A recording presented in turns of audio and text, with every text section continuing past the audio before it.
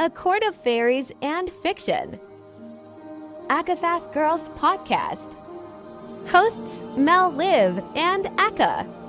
A bookish theory and discussion podcast for the Akatar, Crescent City, and Tug series, as well as other romantasy books.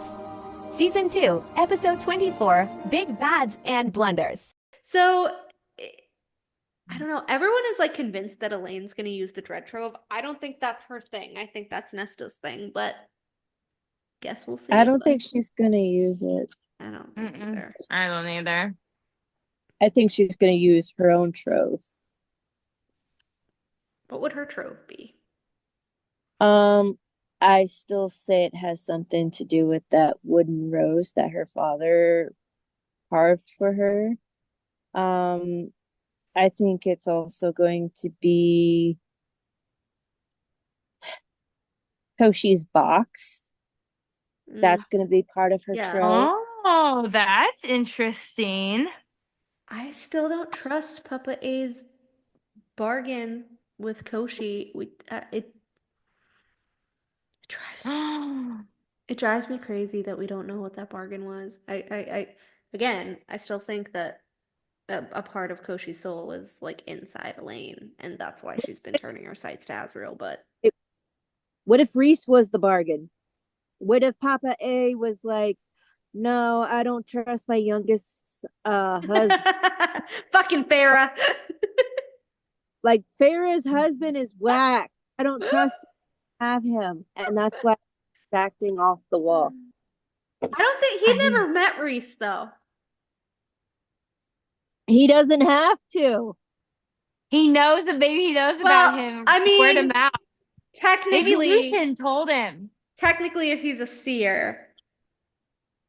Well, no, because think about it. Okay.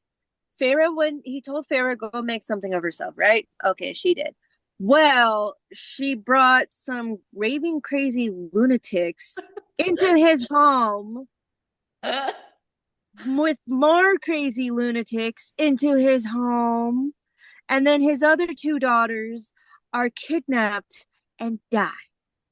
But he wasn't there for that. Huh? He wasn't there for that, though. He was already on the ships looking for fucking Vassa. Because he said that Vassa said, was it Vassa or Jurian? One of them said that, oh, your father figured out long ago that the queens were gonna betray you. Because he's a fucking seer! Yeah, like, how did he... Figured out. No, Papa A is part Fae. Period. He is. He was a seer. Why didn't he warn the girls? Yeah, because again, that's why he was apologetic. Okay, he's so frustrating. Like, he knows all this shit and like doesn't tell them anything. Worst dad ever. He knew he was gonna die too. That's why he was like, Nesta, my Nesta, my Nesta. He knew he was supposed to die. His last, forgive me, Nesta, was him riding into battle on the Nesta. Like, But what the fuck did he give Koschei? Rhys. But Rhys fucked himself over with the cauldron. I still feel like that was a cauldron thing and didn't have anything to do with Papa A. I feel like Papa A, because Elain was his favorite daughter, right? And Papa A traveled with Lucian and talked a lot about Lucian. Yes. Yeah. A lot about Lucian. Yeah. Or with Lucian. What would he give Koschei to have Vassa be able to partially live her life? It has to be, I will give you my favorite, most beautiful daughter. But Lucian taught him how to make like a fairy promise to where Lucian, who's a spell cleaver, can break the bonds or the thing with Koschei. I don't know. Maybe they tried to outsmart Koschei with the wording. Yes. I don't know. But we don't know what the bargain was. We don't know the wording. It drives me nuts. But also, Lucian can't spell cleave Vassa's curse because him and Helion tried. Didn't work. Because he's literally a death god. But I digress. You have to, well, ooh. Oh, I just thought of something. Hmm. So the bone carver and the weaver and Koschei were all trapped in their respective places, right? Mm-hmm. Couldn't leave. Thera made a bargain with the bone carver to be able to bind himself into a Fey body to fight with them in the war. Rhys did the same thing, but sent Helion in his stead to make a bargain with the Weaver so that she could leave to help them fight the war. What if Koschei was in that war, disguised as somebody? What if he was allowed to leave his lake to also fight in the war? And I don't know, maybe the wording was off and he just never had to be officially bound to the lake anymore? No, I don't think that was the case. Because the bone carver and the weaver died. We don't really know what would have happened after the war, like if they would have chosen to go back or if they had to go back because of the bargain. What if Papa A didn't put that stipulation on his bargain? Like, what if he's like, oh, if you let her fight in the war, like, I don't know, you can come along, or I don't know. It's weird. I don't know. Because, like, I know he was at the lake with Briellen doing all the shit with Eris and Cassian and trying to fuck over Nesta because that's what Briellen wanted. But, like, I don't know. It's so weird. And then he presents himself as an old man, but, like, could he present himself as something else? We don't know what the bargain was. He very well could just be fucking with them, like, and not telling them that he now doesn't have to stay at the lake. I don't know. Because remember what Vasa Oh. said? Do you remember what Vasa said when they in that meeting? Koschei would do anything to free himself of that lake. Wait. I think I know what the bargain was. Tell me.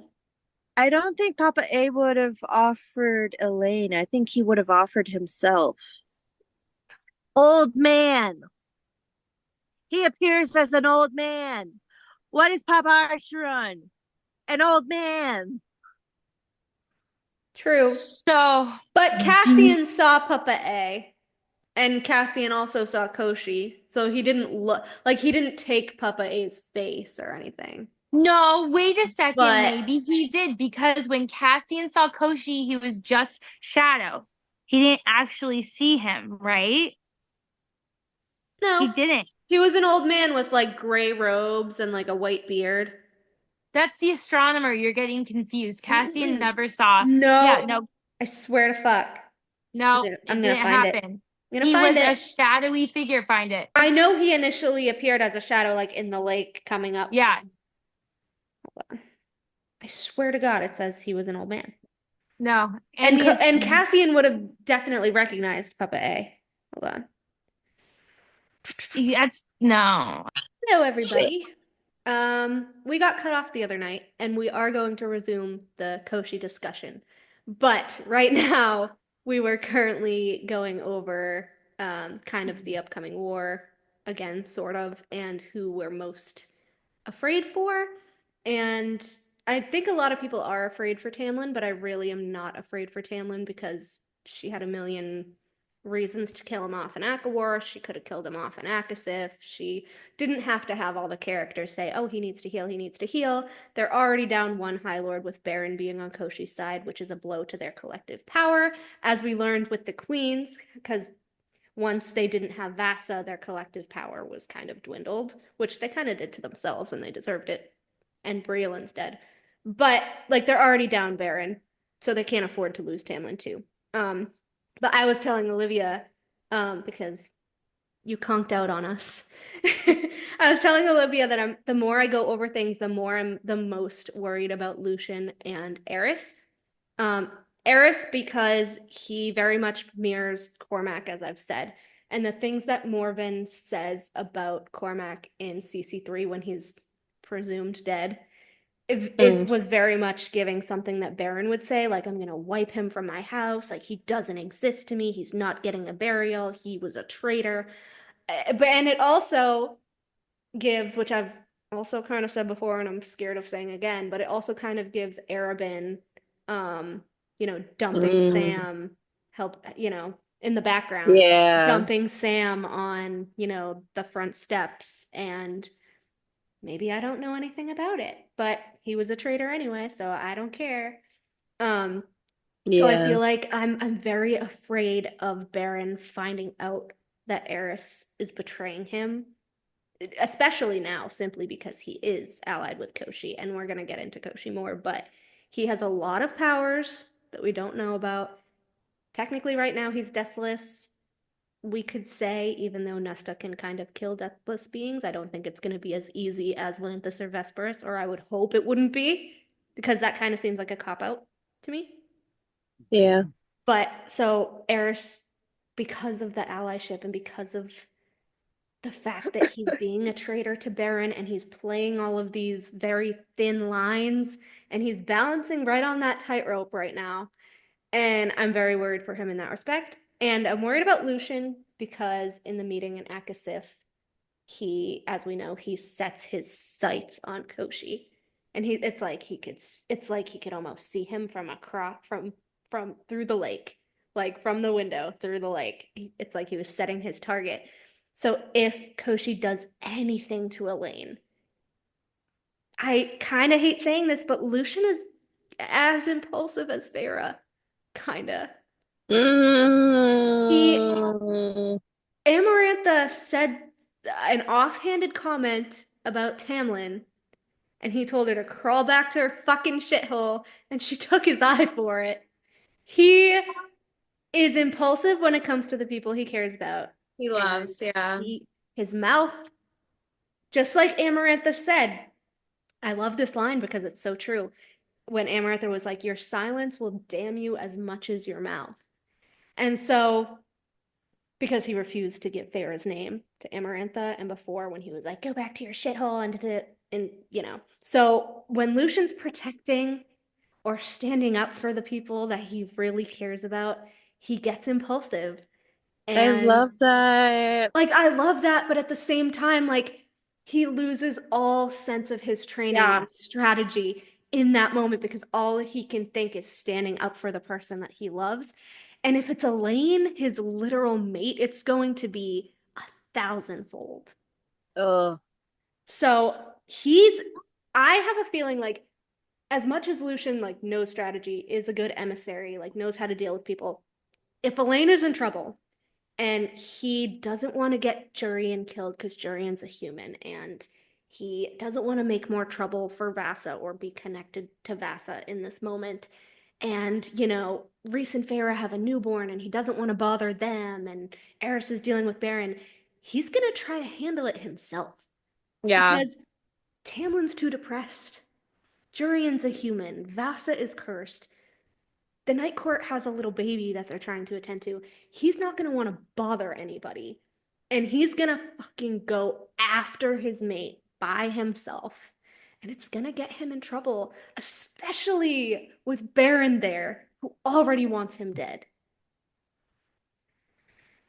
And then the line in Act of War that gets me every fucking time because it's kind of foreshadowing.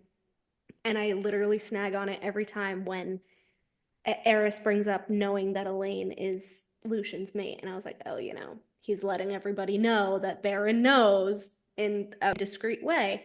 Mm-hmm. And then Feyre mentally says, our allyship hadn't included protection of Lucien. And every Fucking time bitch. I get chills because I'm like, he's gonna try to go after Elain by himself because he's the type of person that doesn't want to bother anyone. And he kind of will have justification of not bothering anyone. And he's gonna go after Koschei himself. And it's not gonna end up well. I don't think he would be that stupid though.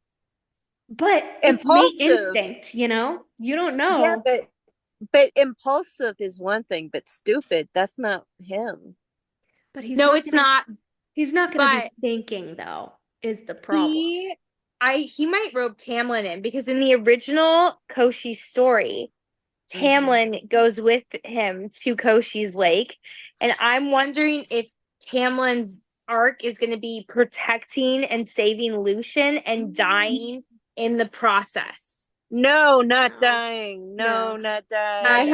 I have a feeling it's the end. No, there's only Yvonne, and then there's like the brother-in-laws, which would be Azriel, Cassian, and Rhys. Well, technically it's hold on. sister-in-laws, but I don't think he they are would go next up. alone. I think, like Liv said, he may rope in Tamlin. I think he's also going to rope in Nuon and Helion. Maybe Helion. Huh. Huh. Actually, Or go ahead.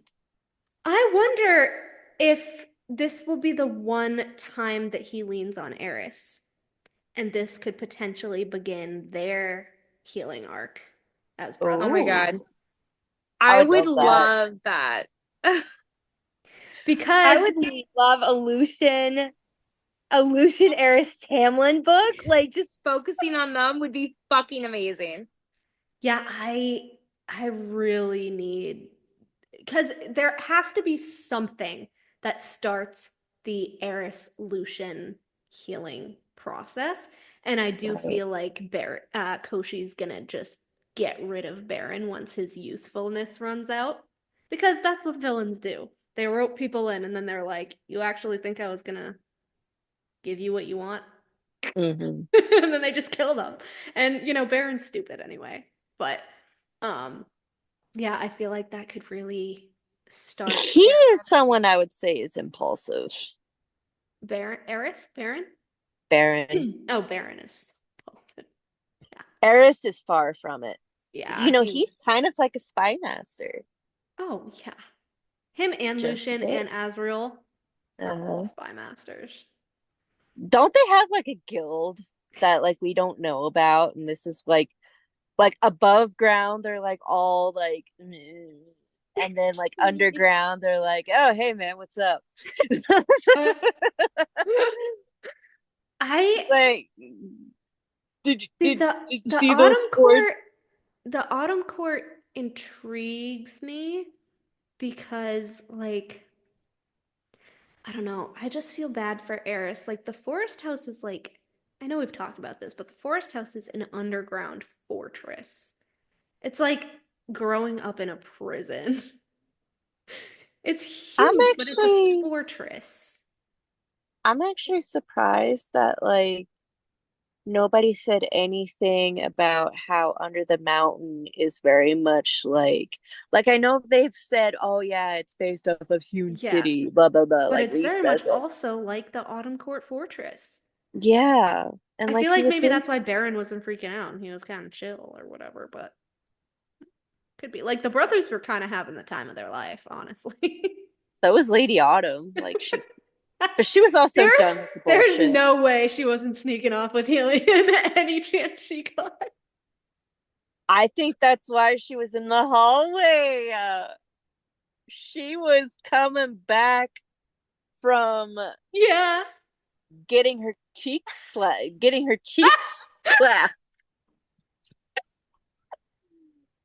What I miss? We're talking about the Autumn Court.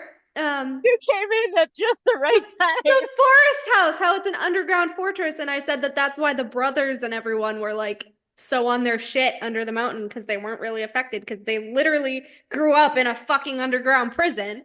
And then I said like Lady Autumn had to have been sneaking off with Helion at some point. And she said that's why she was in the hallway to help Feyre because she was coming back from a meeting with Helion. She was clapping cheeks.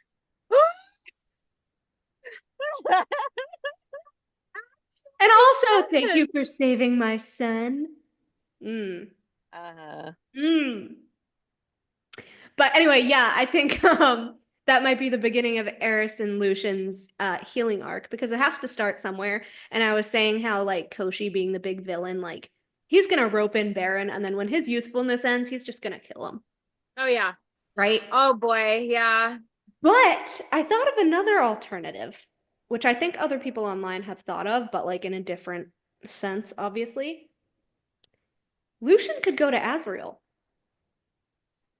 I totally see that Azriel is the happening. only person who doesn't also really have anybody attached to him to, I don't know, distract him. Because again, Tamlin depression, Jurian's a human, Rhys and Farah have a baby, Cass has Nesta for now. Azriel and him and Azriel were working together. They don't hate each other. No, Azriel was blowing off steam in the bonus chapter. He was just pissed. But he doesn't hate Lucien. Like I said, He had blue balls. That's kind of. He stood up for Lucien and Akafas, which I love to bring up because nobody remembers that. Yeah. When Cassian was like, let's bet on if he shows up or if he stays with Tamlin. And like Azriel gets really pissed. And he's like, would you like if anyone bet on you? Like he was mad. He was I remember that. Well, considering Rhys bet on Farah, so they don't know that. Or maybe they don't he know knows that. I don't know. Oh. But yeah, I think if he ropes anybody in and he isn't too lost in his whole mate instinct, I think it'll be either Eris or Azriel or maybe both. Both. And Cara Dwyn and Nuala. No. I think we're gonna see more of them. Well, okay, this I don't know makes if total Lucian's sense. ever talked to them though, or seen them. Has he? No, but Az has. could. And they are Elain's version of the Valkyrie sisters. Yeah, they are. So Azriel has to be roped in because her best friends are Cara Dwyn and okay. Nuala. And Nuala, thank you. But that makes awful. me worry. Like I worry for anyone that faces Koschei because honestly, I think the twins are gonna die though, because if one twin is not dead, then both twins die in every single one of her books. Except for Tog, because Fenris survives when Connell dies. But there's 1 out of 2 of the twins that die. Yeah. Well, both twins don't make it. That would suck. But so it actually tracks because that would solve the problem that we were talking about of like Elain just made for like if there really are her best friends and not just like acquaintances, like if Elain leaves the Night Court, like what's going to happen to her friendship with them? If they die, that's not really an issue. And I do feel like Sarah was saving all the deaths for this Koschei thing. Ugh. And I forgot about the twins. They might die too. I think they might die, or one of them survives. Or they'll die trying to save. Yeah, Elain. Yeah. What the hell? Okay, but also can we just Okay. I just picture Lucien and Eris and Azriel. Like that's the trio that goes to save Elain. 3 people that inherently hate the other 2. Like Lucien and Azriel competing for Elain. Lucien and Eris fighting over because of Baron. Azriel and Eris fighting because of the Moor shit. And like wild. I just feel like it's a rock, paper, scissors scenario. Yeah. And it would be like a trio that nobody would think of, right? Because you would never think that they would work all together. Also, Eris, you better bring those fucking smoke hounds. Although, Sarah might kill the dogs. Wait, who? The smoke hounds. She might kill some of the puppies. Who would? Sarah. She might kill off some of the puppies if they go. I don't think she would because her favorite character, if she had to be a character in Tog, she said she wanted to be Fleetfoot because she would be pet by Dorian and fed treats all day. She and Syrinx survives, but not Lahaba. Yeah, we might get like a Lahaba moment with the twins. What? I would cry. I was hysterical when they're Lahaba like, died. Elain, go Elain. Go to your mate. No, when the Chimera was in the aquarium tank, when he was in the tank, I was panicking because I don't like seeing animals He was like Get drowning. that was heartbreaking. Mm. Heba, I was sad, but Yeah. like when the Chimera was like drowning, I was like, oh my god, no. And can I Yeah. just say, as much as I want Baron to die, I just really want Not Lady really. Autumn to be a part of his death. Like, what if Lady Autumn shows up? What I if know, Lady like- Autumn and Elain kill Baron? That would be cool. Okay, wait. That's actually not bad. Yeah. You can Baron make that is into a cool about scene. Baron's about to land the killing blow on Lucian, and Elain fucks his shit up.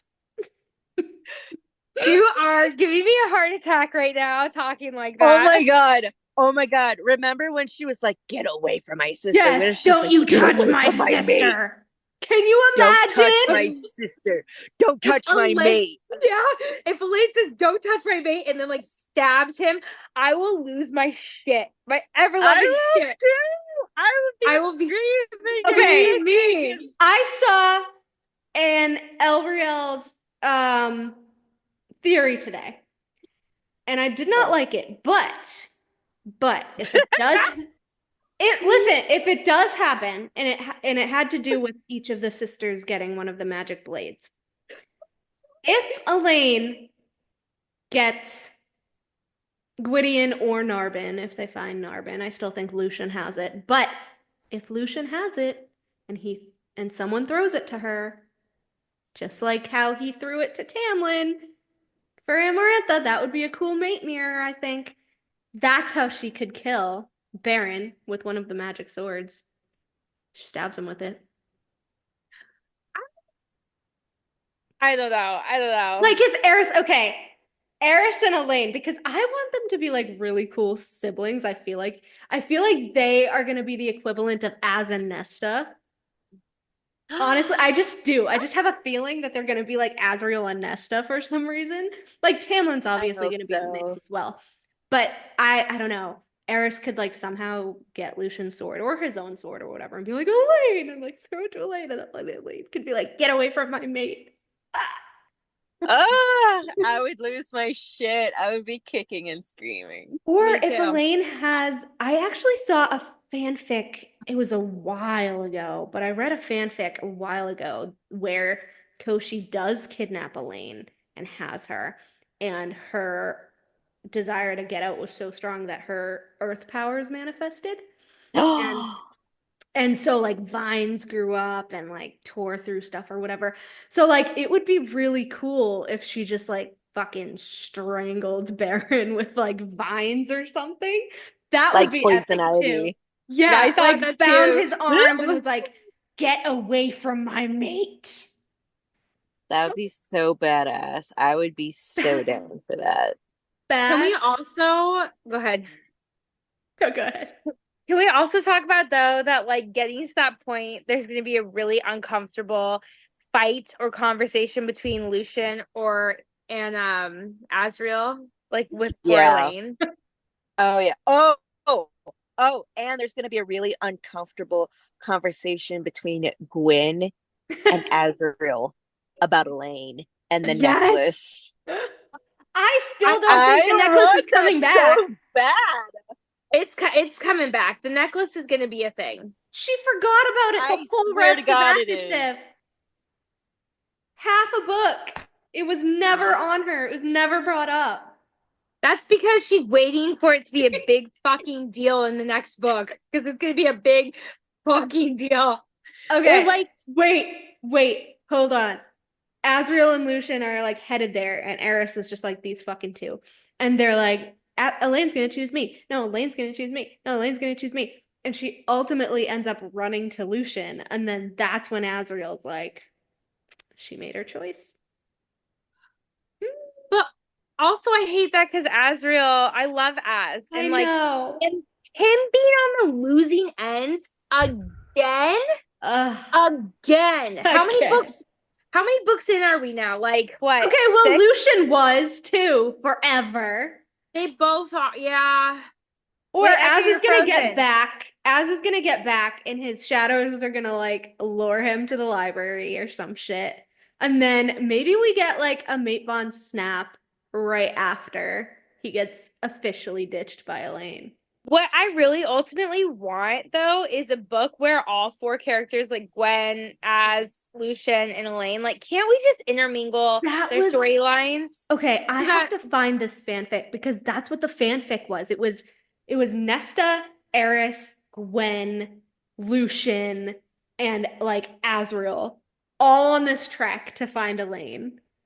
All of them. And they were like camping out on the way there all together. And it was so good. It was so good. And like they're trying to teach Nesta how to winnow, and they're trying to teach Gwen how to use her fire. And it Oh my was so God. good. And I have to find this fic now because you guys have to read it. Yes. You have to read it because this is it. Like I was reading it and I was like, this is exactly how I want it to go down. Mhm. Because this is the group. This is the group that we need. Like, This forget is the about new Rhys and core. Farrah. Forget about Cassian. Yes. This is the group that we need. This is the new inner circle. It was so good. But see, that's what I want. I'm just Yeah. concerned because, like, is she gonna break up the Valkyries? I don't see her doing that. I know. No, because I still think that Dusk is gonna be like the court of the Valkyries. I think they're gonna officially move to Dusk when Nesta's like the queen. Whether it's with or You without a think king, so? I think they're still gonna be the court of the Valkyries. Because they used to have a king and now they're gonna have a queen. And as far as Elaine, I think her personal inner circle, because Baron's going to be dead, her personal inner circle is going to be obviously Lucian, Eris, Tamlin, Vasa, Jurian, and probably Briar. Briar. Yeah. 6. Just like the actual inner circle. 6. Mm-hmm. You And guys, I honestly, need this book. Eris deserves that too. Of The course he only thing does. is, what do you guys think is going to happen to the other brothers? The unnamed brothers, because I can't decide. Do you think they're all just gonna get killed off, or Yeah. Totally. Except for Totally. one. All except for one. Why? Because they have to fight with Eris and Lucian. Weren't one of you saying a couple weeks back that like there's one brother that's unnamed that's like a particular threat to Eris for Yeah. They're all Um, unnamed, but there was one that kept like sneering at Eris during the meeting. I think it was probably like the next oldest. yeah. And like snickering when Baron was like, they wouldn't care if you died from the antidote or whatever. And he was just like, I was like, Yeah. I'm like, this one has probably tried to kill him in his sleep more than once. Like, I feel like I feel like his bedroom is literally like a lockbox. Like, I feel like he has like 500, like Lois Lane, how she has all the locks on her door. Yeah. Like, I feel like that's Eris's bedroom. He just has a million wards to keep people out from trying to kill him in his sleep. Yes. 100%. I need to know all about the Autumn Court. Like, I need the inner workings. I need how they live. I need, like, what is going on over there. I'm so hoping that she renews her contract and she gives us a fucking Autumn Court book with Eris learning how to be High Lord. Maybe him falling in love with Nuon, because that would be super cool. Because he's gonna need a bride.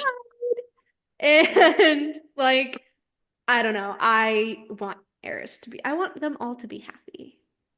Honestly. Yeah. Like, honestly, I just do. I just do. But back to our initial discussion, which got cut off the other night, when you were saying, like, no, Koschei was never an old man, and then you need to find it in the books, and it doesn't say that he was just a shadow. So, yes. What if Koschei is Baron? I never said that. Yeah, you did. Because No. we were talking about, you guys were saying that maybe he took Papa A's form or like face. Yeah. I mean, said that was that. like thrown. Yeah, that was thrown out there. Yeah. But like we said, he's the astronomer who's old. He's an old man. Yeah, that too. And so then I was like, oh, Azriel or Cassian saw him as an old man, and you're like, oh no, he didn't. He was a shadow or whatever. And so Oh yeah, I remember and that. then I said, I'm Yeah, I gonna did go say back and that. I'm gonna find it because I know it says he was an old man because you were saying I was getting confused with the astronomer. Yeah. No, Right? he was only a shadow. I still stand by it. All right, tell me where you found it.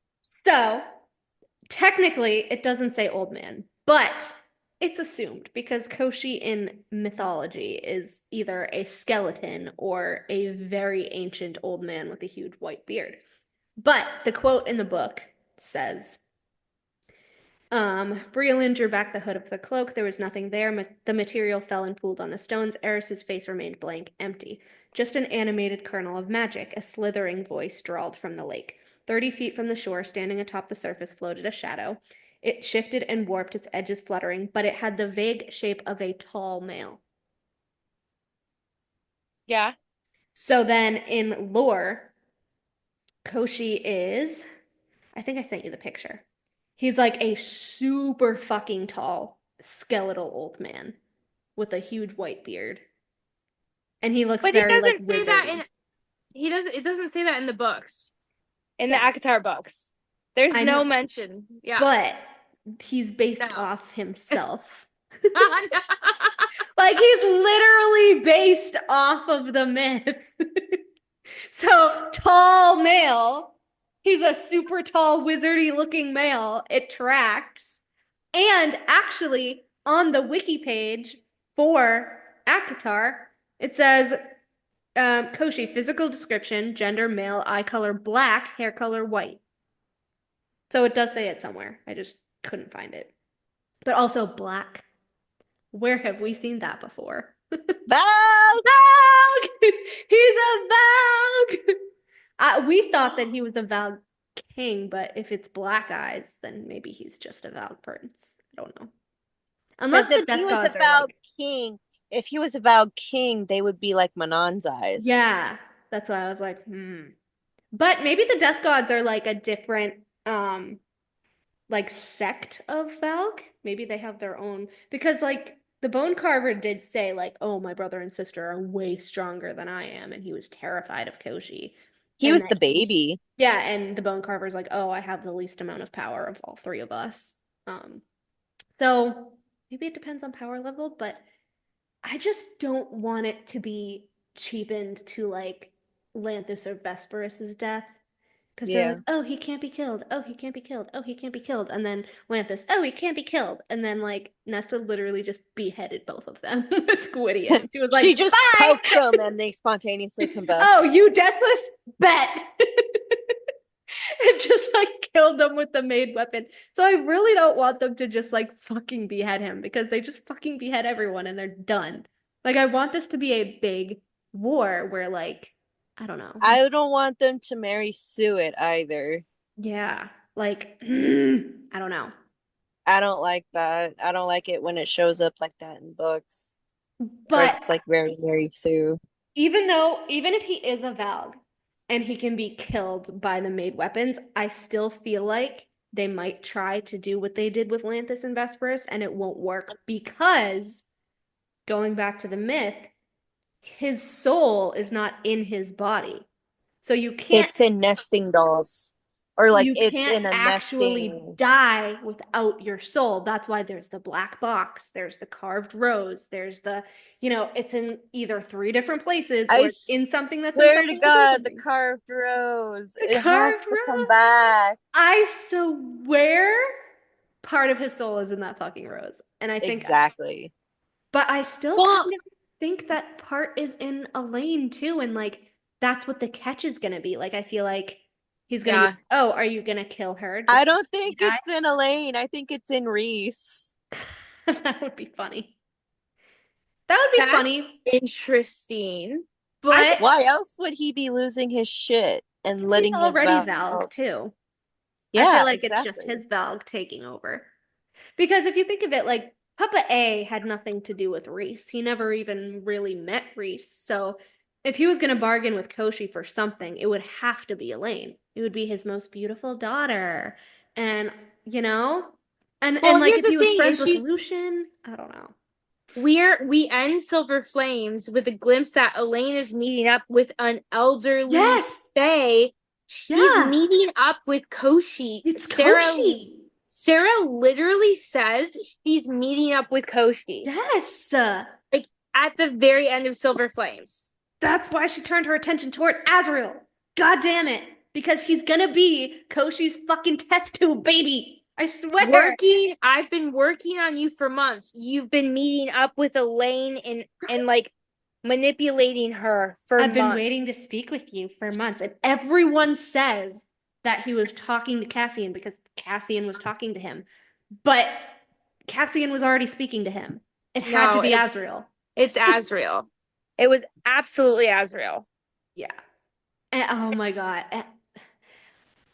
What are they going to do though? Because if they find and destroy the other two pieces of the soul, and then he's like, guess what?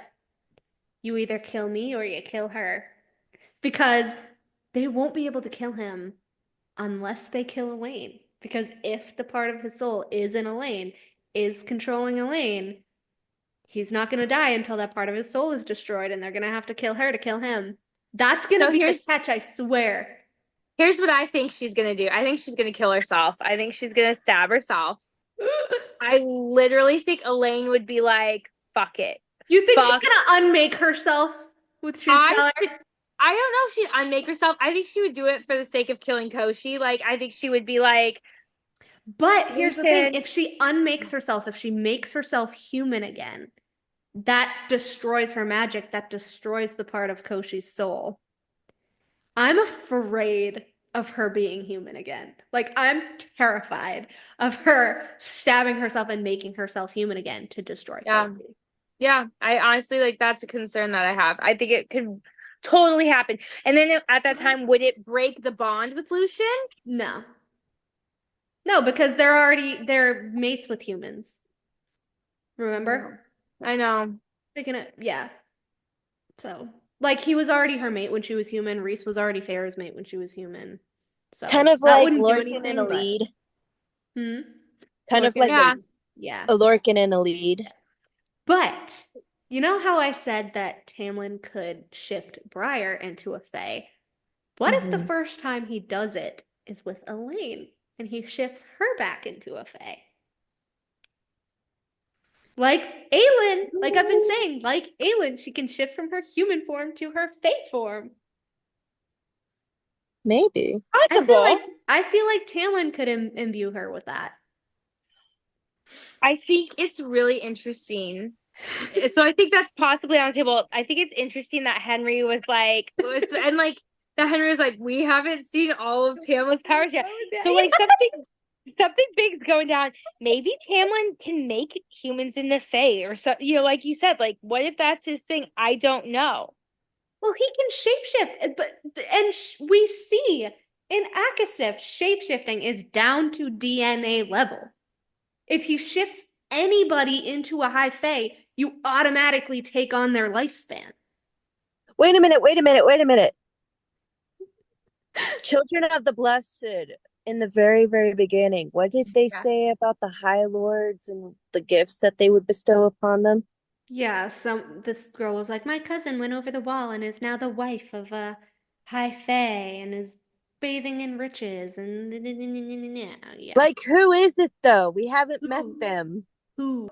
This is what also kind of shocked me, because remember how we were saying obviously that Azriel was Koschei's test tube child and the shadows and everything, and Azriel is technically the angel of death, right? It says the most common feature of Koschei is a spell which prevents him from being killed. He hides his soul inside nested objects to protect it. But Koschei is also a god of cold-related death. Or more like a demon. Who said that Azriel was a demon? Bryce? Bryce, when she first met him, to the demon wings? Cold-related death. He has ice powers, which I still find hilarious that he's purposely kept that to cheat for the snowball fight. But I digress. Yeah, and then so Yvonne in the myth, it says he survives the test, gets the horse, fights with Koschei, kills him, and then it burns his body. Who the fuck has fire magic? A lot of people. Lulu. A lot of people. Well, Lucian and Eris, but if it's gonna be part of Elain's storyline, I would imagine that Lucian would burn him if he does shit to Elain, you know? Maeve now returns to Yvonne and they celebrate his victory with the sisters and their husbands. Mm. Oh, Mm. oh my gosh. He appears as a white as death, pale-skinned, and old, sometimes skeletal male. Hmm. And then this is the part where I was like, it has to be Elain. Because it says archetypal male antagonist described mainly as abducting the hero's wife. If it's the Aleutian book, he's gonna abduct Elain because mates are more than just wife and husband, obviously, because it's like Yeah. sacred than what? Come on. Come on. The Koschei shit is gonna start with Aleutian's book. It has to. Right? I don't know now. But I want like all because okay, maybe it starts, I don't know. Maybe it starts in the Gwen Real book because I still also believe that Az and Gwen are going to be the Little Mermaid retelling, and I think that Gwen is going to have a big part of trying to retrieve that black box from the bottom of the lake because she's part nymph, hence Little Mermaid. I But it think could also be Moore's book because she's on the continent just like Koschei. yeah. Oh boy. I don't know what hers is going to entail. I do think hers will be first, but I still think that like And Gwen she's also connected to the cold. Snow Queen. Yeah, but I was thinking about that the other day. I don't think she's the Ice Queen, you guys, because I think we're gonna like deep dive into Vivian, right? Because like I Vivian would is like that. I don't, yeah, I yeah, think I would like that. But I do think that if Gwen has to, like she says, some things are more important than fear. That was a big line. I feel like she's gonna have to be the one to try to retrieve the black box that Elaine saw in her vision from the bottom of the lake. I think that has part of his soul in it. And then I think something's gonna go wrong or he's gonna try to trap her down there. And Azriel's gonna fucking flip his shit, try to save her. And ultimately, because we know the people with wings can't fucking swim and it's gonna drag him down, he's gonna start to drown. Gwen's gonna somehow find a way out, save Azriel's life, just like the Little Mermaid. Because come on, they look exactly like Ariel and Eric. I feel like Right. she's gonna drag him up to the shore, and that's when the bond is gonna snap when she saves his life. Because it's gonna be like a mirror to him saving her life with Highburn. She's gonna save his life with Koschei. So convinced. I'm so convinced. I could see that. I could totally see her taking that route. And then and it lines up with there was a post about the books that were on her desk. Did you guys see that? Yeah. Mm-mm. I'll have to send The it to you. Pinterest boards. Gwen and Az are constantly the Little Mermaid on her Pinterest boards. And I don't know how she's gonna connect that with the Aleutian stuff. I don't know. Either of them could come first chronologically. I would kind of think that Aleutian would come first just because Azriel is gonna have to feel some sort of way. And then maybe the Gwynreal stuff. But I don't know how she's gonna tie them in, but she's gonna like tie them in perfectly, and it's gonna be so delicious, and I can't wait. Like, just I need Azriel to see Gwen in like her mermaid form. Like, he's gonna be so smitten. I can't wait. She's gonna sing. Yes. I need it. I need it so bad. And I wrote the first moment that he sees her nymph form in my fic, and it's still one of my favorite scenes because it's so pretty. It's like he's so taken and it's so gorgeous. But yeah. I love it. But I don't know, I feel like a lot of people are gonna die. I do feel like Vasa's gonna die actually now. Vasa and the Shadow Twins. And Baron and the brothers and Cassian. I'd keep going back to Lucian and how everybody says, oh, Jurian's been taking care of, the mortal lands while Vass has been away, and like he's very kingly. So he's been taking care of everything. So it's like if he's been taking care of everything and you're calling him kingly, mm, mm, I Mm. feel like we're Oh gonna lose boy. Vasa, which sucks because she's Or like they're gonna get married on the optimistic side. Jurian Yeah. and Vasa. I know. I would love a Jurian and Vasa novella, but I'm Yeah, like, they would be great. but I don't think Koshi's gonna let her go before he dies, and if she's inherently tied to him, I think that's Jurian's gonna gonna be. find a way to bring her back, though. Bet. Well, yeah, that's actually a good point. What if Jurian is a necromancer, like That would be Hypaxia? dope. That would be cool. That would be cool. Or yeah, Jurian or Tamlin. I feel like Tamlin has to rope into this somehow. Like Somehow, somehow. Yeah. like life and death and birth. Death, Can I point spring. out? So I know that we were saying that Jurian, like, sees power and all this stuff, but I was I was looking for a particular quote the other day, and I forget what it was for, but I found a line about Ianthe, and it's after they come back from under the mountain, and it says that Ianthe was talking to Tamlin and Lucian about Feyre's powers, and she says, I never told Ianthe that I had powers. I never made it seem like I had powers. Like, she goes, I don't think Tamlin would have told anybody that I had powers because he doesn't even know really that I have powers. So I was like, how did Ianthe know that she had powers and what they were? Because remember, What if Ianthe was she the was one, the one? she What if was the she was one that was like, oh, the High Lords are going to try to kill her for their the... magic back. And I was like, Wait a minute. Wait a minute. Wait a minute. She has to be the one that can sense power because why else would she have gone to Rhys to try and sleep with him Lucian. and go to Lucian to sleep with him? Well, wait a second. Wasn't it? I always assumed it was because Hybern knew and Hybern told Ianthe. Because Hybern knew the minute that happened to Feyre, and like she was like after that, like he was well aware that she had all those powers. And the High Lords didn't even know it. He knew it the whole time though. But I always like, thought that. But Ianthe was also a spy. yeah.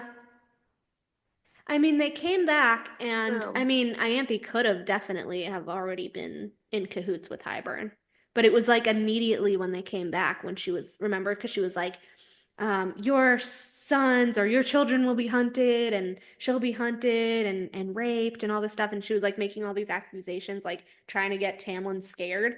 Like Tamlin, do you remember that conversation that they're having in the foyer? And she's like, "What the fuck? Like I never told them I had powers or anything," and it was so weird. So I'm like, she could have heard from Hybern actually. If we think that Hybern was actually mind fucking her, that kind of makes sense. But I don't know. Between her and Jurian, like either of them could have had the power to sense power. Because I don't know, Jurian confuses the fuck out of me. It bothers me so much.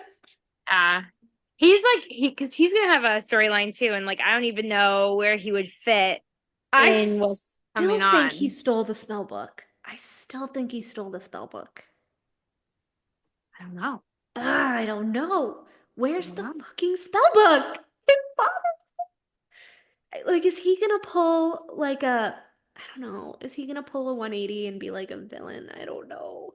I know he causes chaos, but chaos is very different than like, oh, guess what? I'm the new Amarantha. Like, I don't know. I I don't don't want know him to either. betray Lucian and Vasa, but I feel like he could very easily be a betrayal. Why does he want Rhys dead? We keep going back I to this. don't Why the think he fuck? would be intentionally. I don't think he would intentionally betray Lucian and Vasa. I think if he does end up betraying them, it will be as a consequence of doing something for the greater good. Yeah. Well, Or yeah, like I the could see that. humans. I mean, he really is the only person championing for the humans right now. Yeah. Mm-hmm. Because Nesta might have her own shit going on. Like, she was an Aka War, but she might have her own shit going on. Elaine's too fucked up right now. Like, Jurian's kinda, like, Vass is stuck with Koshi, so, like, yeah, he's really the only person like between the Fae and the humans, like Tamlin, but he's kind of depressed right now. Poor Tamlin. Hamlin and Jurian are the only ones. That's right. They're like Oh my God. they're the physical wall because like the wall came down, but like Tamlin and Jurian are the only two people trying to keep the peace between after the wall came down, at the Hamlin, border. Jurian. Yeah, Vasa. So, but also Jurian's a fucking jerk to Tamlin too. I hate that. I know. Oh my God. Who's such a dick to him? Like for what? Like why? You were both there spying. Oh, he's going back to betray you. Fuck off. What are you talking about right now? Like why are you trying to sow discord between people that already hate each other? That part will always get me because there's no reason for that. Like what was the reason? What was the reason? To prevent the Fae from allying with each other. Unifying. But that's why Yeah. I'm saying, does he have the spellbook? Does he really not want all the Fae to get along? I think so. Tamlin wants everyone integrated again, but like they were before the wall. And I don't know. You would think the humans wouldn't want that, but if you think about it, like, yeah, it's been over 500 years and they've had multiple generations, so you don't really know what the newest generation knows. And Tamlin's just like, we used to all just chill together and we all just lived like interspersed and humans were friends with Fae and Fae were friends with humans and it was fine after like my dad died or whatever. But yeah, I was like, I know. It's really you sad. could have a whole happy continent of humans and Fae. I don't know. Like he Ah. just wants everyone to be happy and I feel so bad. I know. Oh my gosh. Hello, everybody. We're back. I spent about 5 hours uploading the rest of the bonus chapters from the Massiverse onto my blog last night, finding them and scanning the pages and yeah. Ugh. But I have all of the Tog ones, all of the Akatar ones, all of the Crescent City ones. I have them all now on my link tree. I didn't know that there were like Tog bonus chapters. There's 6 of them. Whose chapters are they? Oh, tell her about Phaedra. Yes, I'm gonna go into that. Hold on, I can Phaedra's ancestor. Phaedra's ancestor. Okay, Shut so the front door. Are you serious? So Nope. there's a pre-Tog bonus chapter with Chaol and Dorian where they're discussing who Dorian wants to have as the King's Champion, his King's Champion. Okay. There's a post-Tog pre-Crown of Midnight one called The Assassin and the Captain, which is when Celaena comes back and has her little homecoming with Chaol. I remember that one. Wait, comes back from where? I don't know, wherever they traveled to, I forget.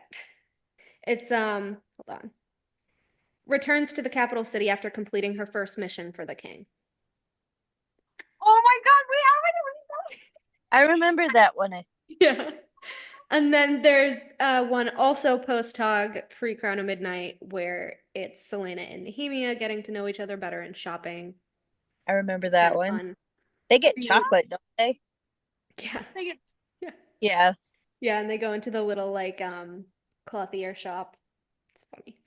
And then there's an Untitled Heir of Fire exclusive with Aelin and Rowan where he asks her to keep him company when he has to basically entertain the Fae nobility, and they're just awful to her because she's a half Fae, like awful to her, and like she kind of loses control and like almost burns the bitch, who actually reminds me of Mor, which is hilarious.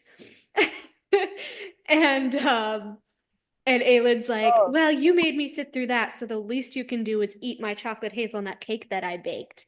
And so he like eats the whole thing, and then she like takes a bite and she's like spitting it out and it's so disgusting, and he runs to the bathroom and throws it up. He's like laughing. And then there's an Aelin and Company one in the middle of Empire of Storms where they're traveling around and they find this little girl with water magic. Phaedra. Her name is Phaedra. Phedre.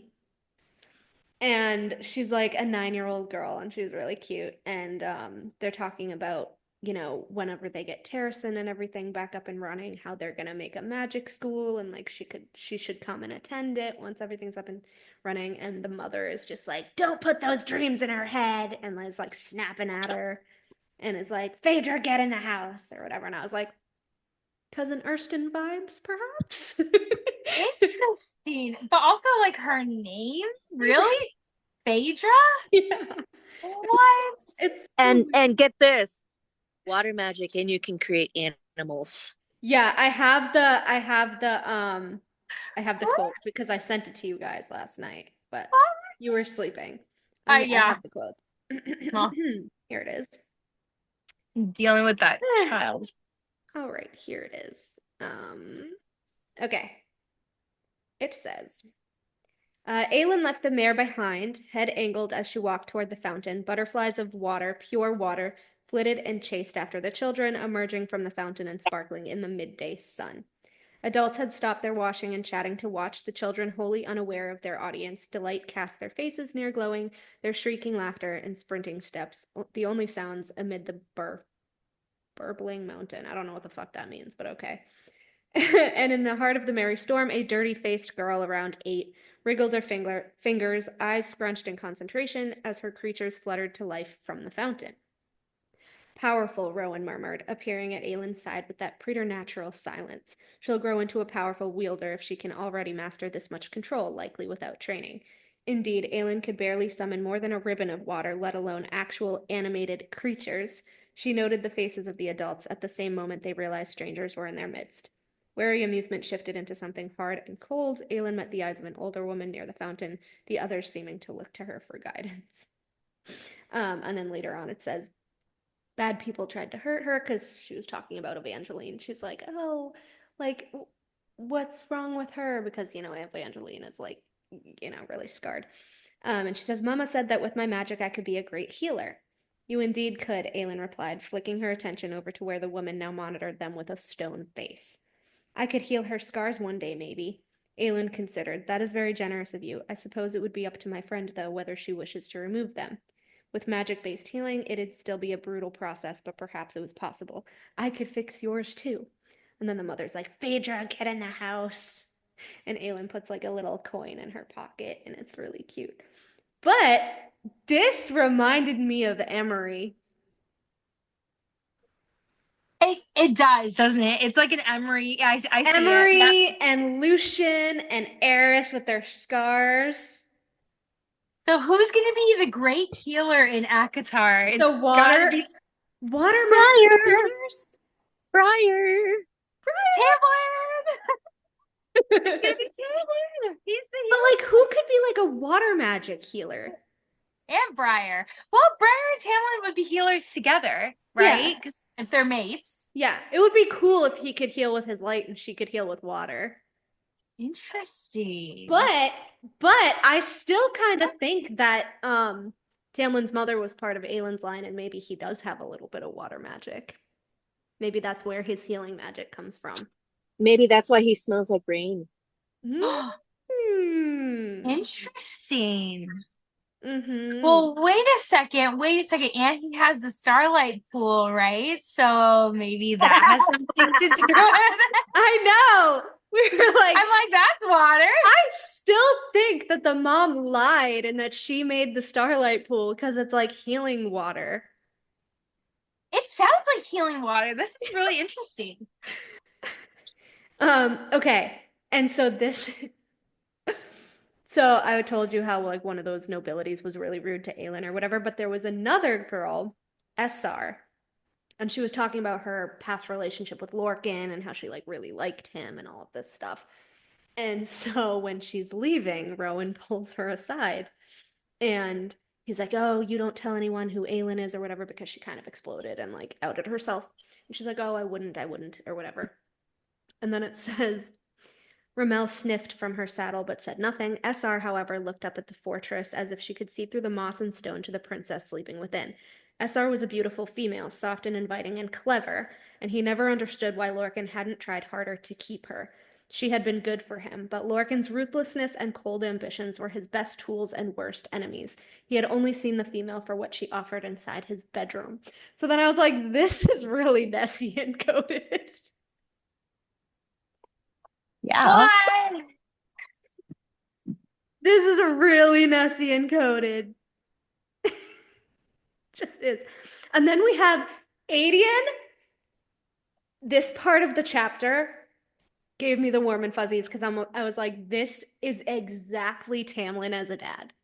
He was giving me Tamlin dad vibes so badly. This is Aelin with Evangeline, which I'm pretty sure they end up adopting her, him and Lysandra, because she was already like Lysandra's ward or whatever. It says, Evangeline paused eating and said to none of them in particular, could a healer fix me? There's nothing to fix, Aelin said a bit too quietly.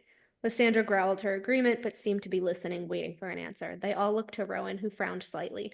The process would require extensive treatments with ... He checked himself and said carefully, with the scars being so deep. Lysandra tensed. Aelin was not the only one of them who blamed himself for the past. Evangeline ran a finger down the side of her face. What kind of treatments? Those citrine eyes were so large, so full of hope. Fear, yes, but hope.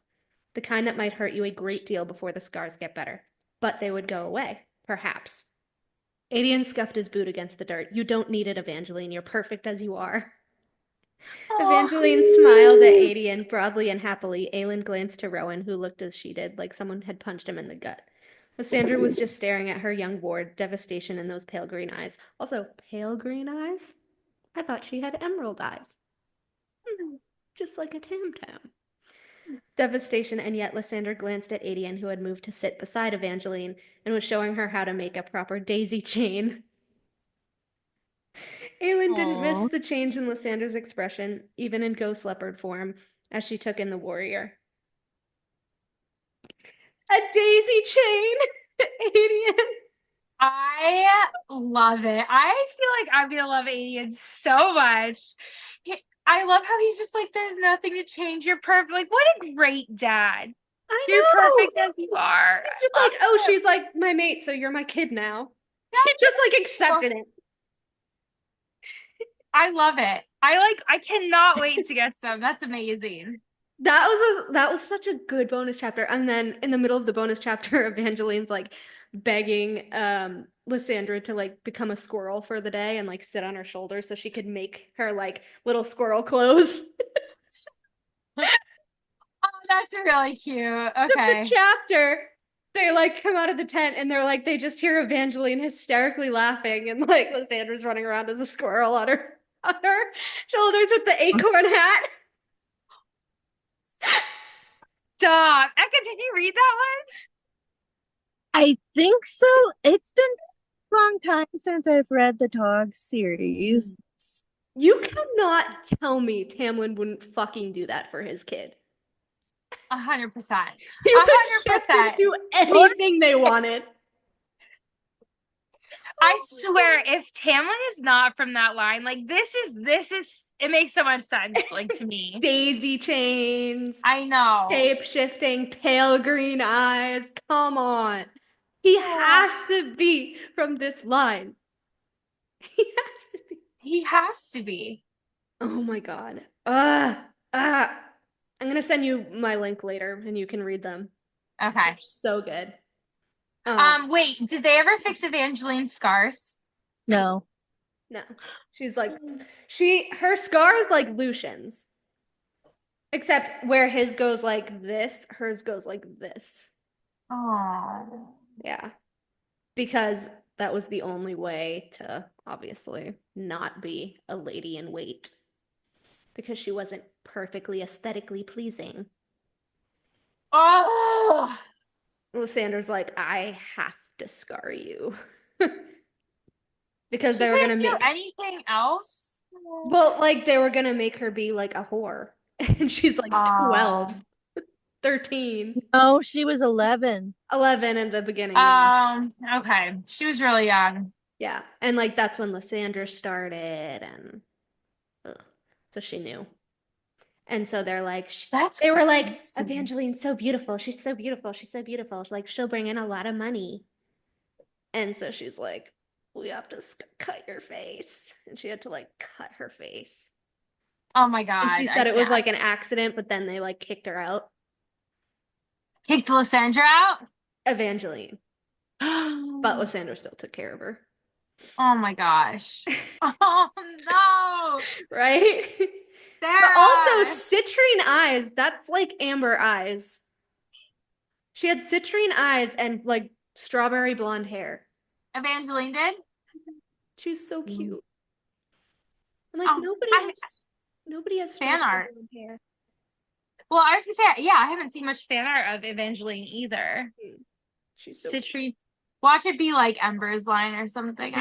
right? I know.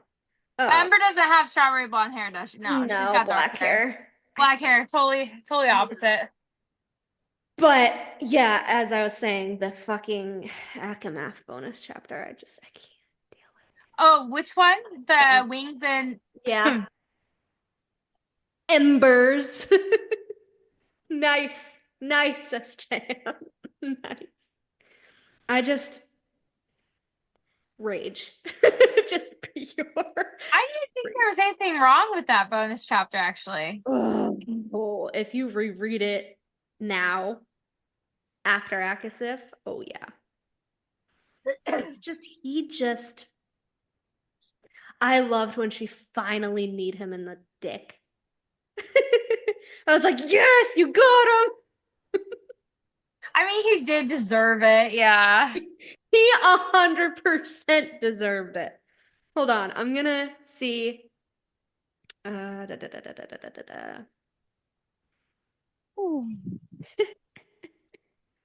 Here I was thinking I heard you flapping around for 10 minutes like a pigeon stuck in one of the chimneys.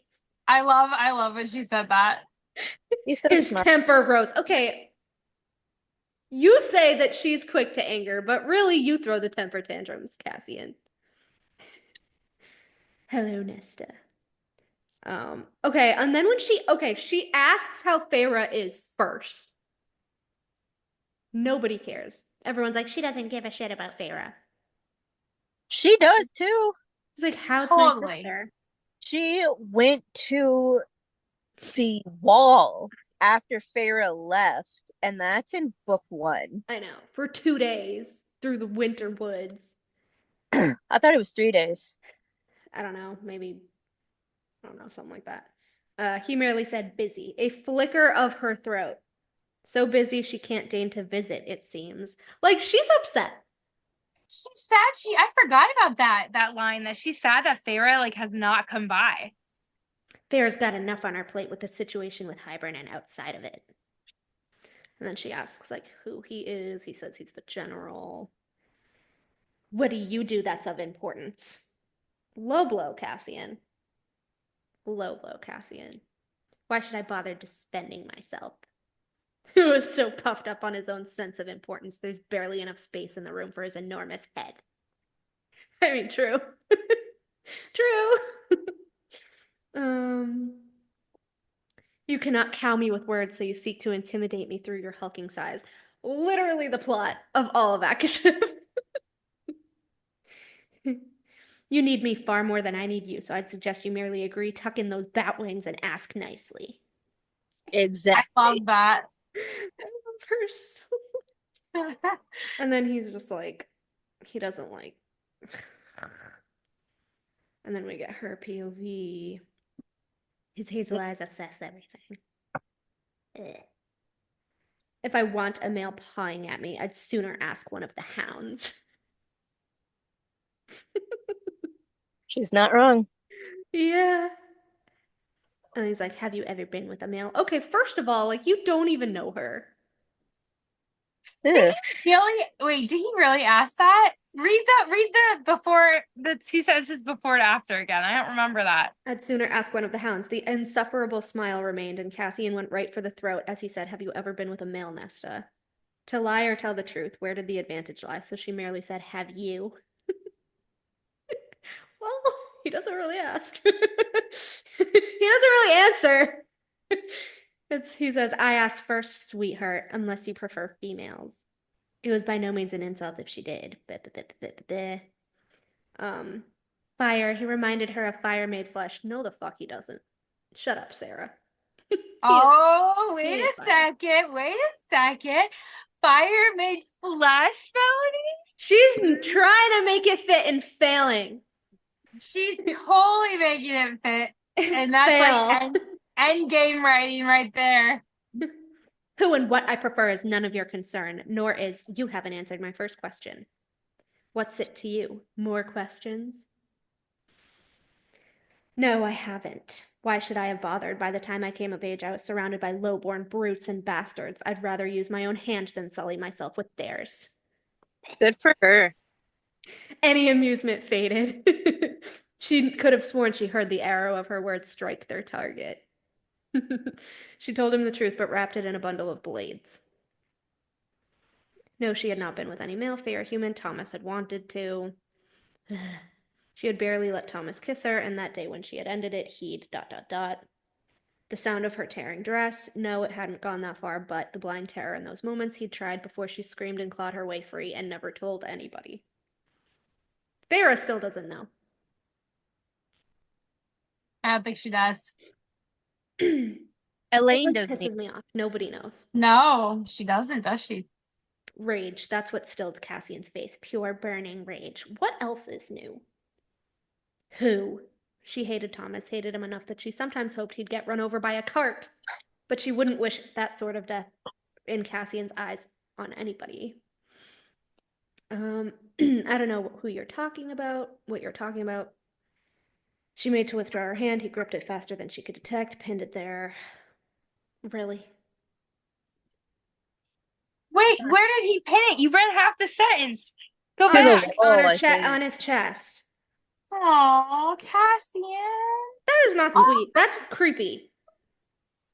Wrapped her hand and like He put it literally just found out she was sexually assaulted and he's pinning her against him. It's gross. Oh my God, he's literally offering her comfort by holding her hand. He doesn't want it. She moved away. Yeah. He doesn't believe in consent. Yeah. Aw. Ugh. I think it's His sweet. heart was a dangerous, dangerous, mighty gallop. If only for the fact that he made her feel so out of control, she had no idea what he'd do, what she'd do if he found her vulnerable for even a moment. Did someone hurt you? His voice was so guttural she could barely understand it, the wrath which still stood. This was how he was when he was close to killing and wanted to kill. Would it change anything if someone had? Would it make you see me differently, treat me differently? It would make me hunt them down and shatter every bone in their body. Bullshit. A shiver went down her spine at the sincerity. You don't know me, she said. Why bother? I'd do it for anybody. Yeah, okay. I mean, true. Aww. She knew he meant it. He would do it for anybody. Yeah. Mm-hmm. And then she goes into how she was so filled with rage that she would have let them starve. Blah, blah, blah, blah, blah. Bullshit. He could see it, feel it. The hand pushing her own against his chest gentled. His thumb stroked the back of her palm, the pad of it rough with calluses. The log shifted in the fire, snapping as embers exploded, faring light into the room. He leaned toward her. Nesta found herself tipping her head back, exposing her neck. Mother and Cauldron damn him both. This woman, Nesta. One moment he wanted to throttle her. Then he read the terror on her face regarding her own past, and he'd gone so murderously calm he scared even himself. Then it all stopped, the eye of a storm with them in it. And there she was, in those blue-gray eyes. He could see the thoughts swirling in her as if they were smoke under glass. The cunning mind at work behind the face, the one he hadn't been able to get out of his head these weeks. So he just moved. Every instinct came roaring to the surface, so violent he had to choke them with a brutal grip, or else he'd find himself on his knees begging her for a touch or anything. Oh, wait a second. That wording, that wording's interesting to me because he's like obviously very, very emotional with her, right? That kind of is clues because you're like, they're not mates, they're not mates. That sounds kind of that like, is the exact same scene we get with Azriel and Elain. Nah, it gives me Rhys vibes. But when Az was like, oh, he would do anything for a taste of her. That's like the same thing. When he was in the hallway with Elain. How crazy would that be if that is the mate language and we do No. find out that Do freaking not even say that. Elreal- I'm cutting this out of this episode. No. That when you read it,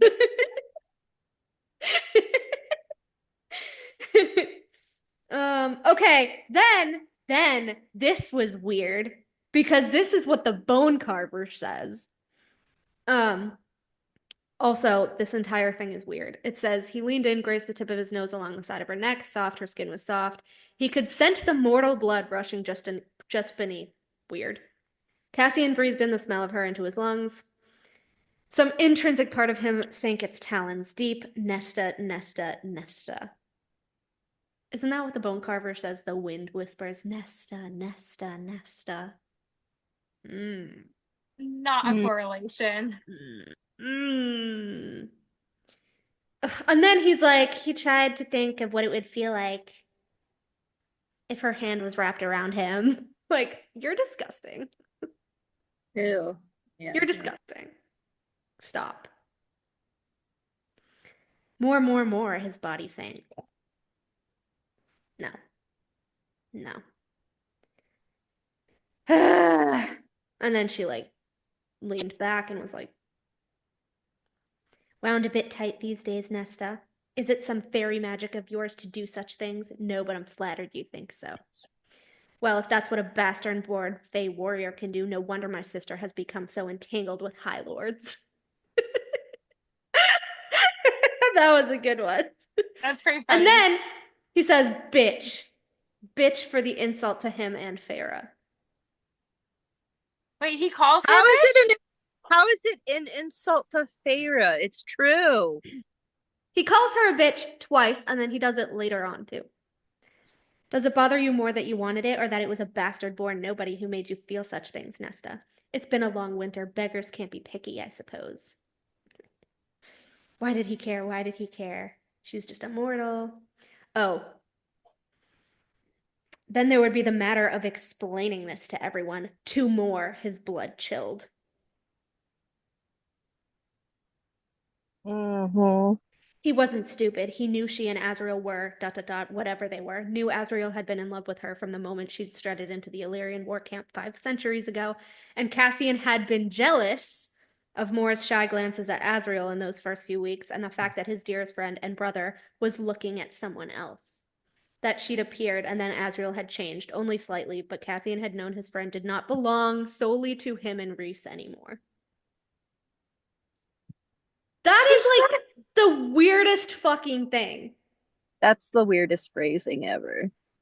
Azriel didn't only belong to him and Rhys anymore.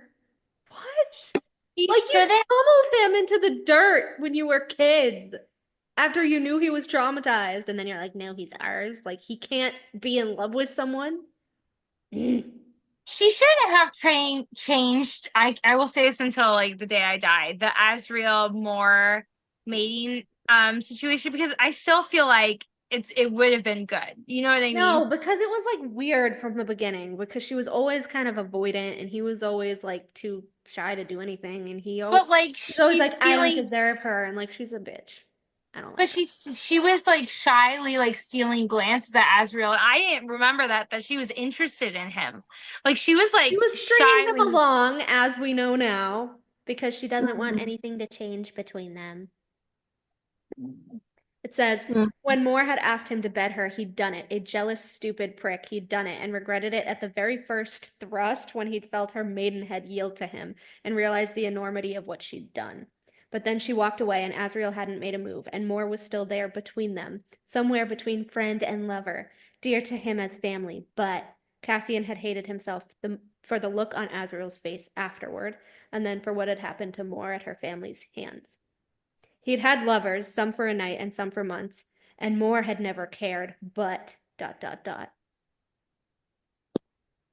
But what? He still likes Mor. And then he goes back and he's like, this woman standing before him like a pillar of steel and flame. Cassian didn't want to tell Mor about her, about how he touched her neck. It's weird. It's fucking weird. It's so weird. He's in love with more. I know. Tell my sister and the new High Lord of hers to send someone else next time. Tell your other sister we'd rather deal with her. Elain stays out of this. The less association with your kind, the better. Why are you letting her marry that bigoted prick? He has good reason to hate your kind, as do we all. That's bullshit, and you know it. I thought you were leaving. You have a damned opinion on everyone else in the world. Why not tell Elain she's marrying a monster? Perhaps all you males are monsters. If she'd been harmed by one, he didn't blame her for that feeling, but his words were still sharp as he said, she deserves better than someone like that. He doesn't even know Elain either. Mm-mm. Indeed she does, flat and cold. He pushed because he damn well couldn't stop himself. And what do you deserve? Certainly more than a bastard-born nobody. Bitch. That's right, girl. And then he calls her a bitch again. Third time. To her face or just in his head? In his head. Still. What a fine partner you are, Nesta. Remind me to bring a book on military strategy next time. Maybe you'll stand a chance then. It's easier to wield the words and coldness as armor to keep everyone from seeing where and who you failed and how you did not care until it was too late. He's such a dick. Hatred gleamed in her eyes, no hint of that slumbering lust. I see it, Nesta Archeron, and all I see is a bored and spoiled girl. Then she tried to knee him in the balls. He grabs her knee. And then it says, the gross part, she tried to wrench herself free, but he didn't let go. She swayed back, and he caught her by the waist, hauling her closer to keep her from falling through the window. He snickered at the skirts around him. What are you hiding beneath all this anyway? Ugh. Ugh, he's such a pervert. Nesta steadied herself enough to wrench her knee out of his grip. Get out of my house. He grinned at her. She surged for him. He thought she'd strangle him, which was precisely why he gripped her wrists. But her hands landed on either side of his face, tugged his head down. His breathing turned jagged as her eyes flicked to his mouth, as her body came flush with his, those breasts so soft against him. Stupid, stupid, stupid. Okay, the third time he talked about her boobs, too. He didn't care, didn't give a shit as she rose up on her toes, her mouth nearing his, and pain exploded between his legs, knocking the breath from his chest as that goddamn knee of hers found its mark. Thank God. He was so gullible. I love it. He staggered back, swearing viciously. She snorted, looking down at him as he fell on his ass into the armchair, clutching his stomach. You're all the same. Perhaps being an immortal makes you predictable. No, the Queens did not send word. I haven't heard from them at all. I'll mail the letter tomorrow morning. You know nothing about who I am and what I've done and what I want. And while we're on the subject, send someone else next time. If I see you on my doorstep, I will scream loud enough for the servants to come running. And then, like, she left, and then he left through the window. But, okay, he mentioned more like 3 times. He mentioned her boobs like 3 times. He called her a bitch 3 times. This is not a good bonus chapter. It's not good. It's not good. He asks her twice sexual questions after she made it known that she was assaulted. Yeah, that's gross. I mean, He like keeps grabbing her. Don't you make excuses for that hoe? Don't you make excuses for that man hoe? okay, let me ask you No, something. no. No. You never flirted like kind of sexually with somebody? Nobody has? He grabbed her? I thought it was That like he was like so verbally. inappropriate. No. He was like grabbing, he like held her wrists. And then he's like, what's under your skirt? Gross. I mean, that was gross. That was like, yeah. Mm-hmm. But he said a couple other things before that was just like they were like sparring. Like she gives it back to him though. Like they just verbally spar. It's not like he was like, I'm gonna bend you over. Her verbal sparring is like, I don't know. A lot of the times it's just like base level. But then Like when he gets personal, then she gets personal. Because he always gets personal first. Like when he was like, you didn't do shit and you didn't care about anybody and you're useless and and then she was like, you're a bastard. The way that I see it is that he's more sensitive. I think they're both equally sensitive, but he's very vulnerable and gets like really sensitive when people attack him. And so Poor then he like Lyrian baby. reacts. He reacts. Well, Melanie, by your standard, then Rhys is better than Cassian. They're Because both bad. They Rhys both never did assaulted any of them. this stuff. Rhys did this stuff under the mountain and before under the mountain. I mean, okay. I agree him twisting her bone in her arm was bad, but it was like invading her mind in the dining room. It was like The dude one or two. trying to teach Making her Feyre to dance read, naked. and then he was trying to teach Feyre to read, and instead of writing her own name, he was like, "Rhys is the most handsomest I know." I know, but branded her skin as his property with an eyeball to stalk her. And then he was I like, think it was taking for. and then he was like, you could rub that hand on other body parts. Oh, that's so mild compared. Well, okay, if you Compared to Cassian? compared to Cassian, that's pretty mild. Like, Okay, all right, let me ask you but this. he also drugged and forcibly stripped and like assaulted her under the mountain for 3 months. So that's kind of worse. Your order for your liking the Bat Boy should be Azriel, Rhys, and Cassian Rhys being the worst. No, Rhys and Cassian are fucking equal and they're both awful. It is a triangle. Azriel, Rhys, and Cassian. Anywho, I was going back through and I sent you some frantic screenshots when I was at work last week. I forget what I was looking at. Oh, I was looking up stuff for Puppet A for some reason. And because I was remembering how they said the thing about the queens. So it says this was in Akamath. So it says, your father must be a fine merchant, Cassian said. I'd seen castles with less wealth. I found Rhys studying me, a silent question written across his face. I answered my father is away on business and attending a meeting in Neva about the threat of Prythian. Prythian, Cassian said, twisting toward us, not Hybern. It's possible my sisters were mistaken. Your lands are foreign to them. They merely said above the wall. I assumed they thought it was Prythian. Who is Puppet A meeting with? Vasa? I don't think it was Vasa. Well, if you remember, Hybern fought the war in Prythian, right? And then later on, Vasa says that, like, was it Vasa or Jurian? One of them tells Feyre, oh, your father figured out months ago that the queens were going to betray you. And where is Neva? Where is Neva? We don't know. It's just a random ass. Where is it? So annoying. It's so annoying. But yeah, Puppet A has to be a fucking seer because he figured out months ago. Yeah. He didn't figure out shit. He saw that they returned Fae, that they were safe in Prythian the way they were supposed to be. Everything was working out. And then he realized this shit with Hybern, like, oh shit, the queens are gonna betray them, or the queens did betray them. Went to this meeting. I don't know who he met with. But... Wait. So does that mean he knew that he was going to die? Oh, I totally think he knew he was gonna die, yeah. That's what I was wondering, Eka. That's why he sailed in on the Nesta and was like, I'm sorry. Like, he knew. Come on. Come on. He knew. And then Elain, like, randomly finding flowers somewhere to put on his corpse.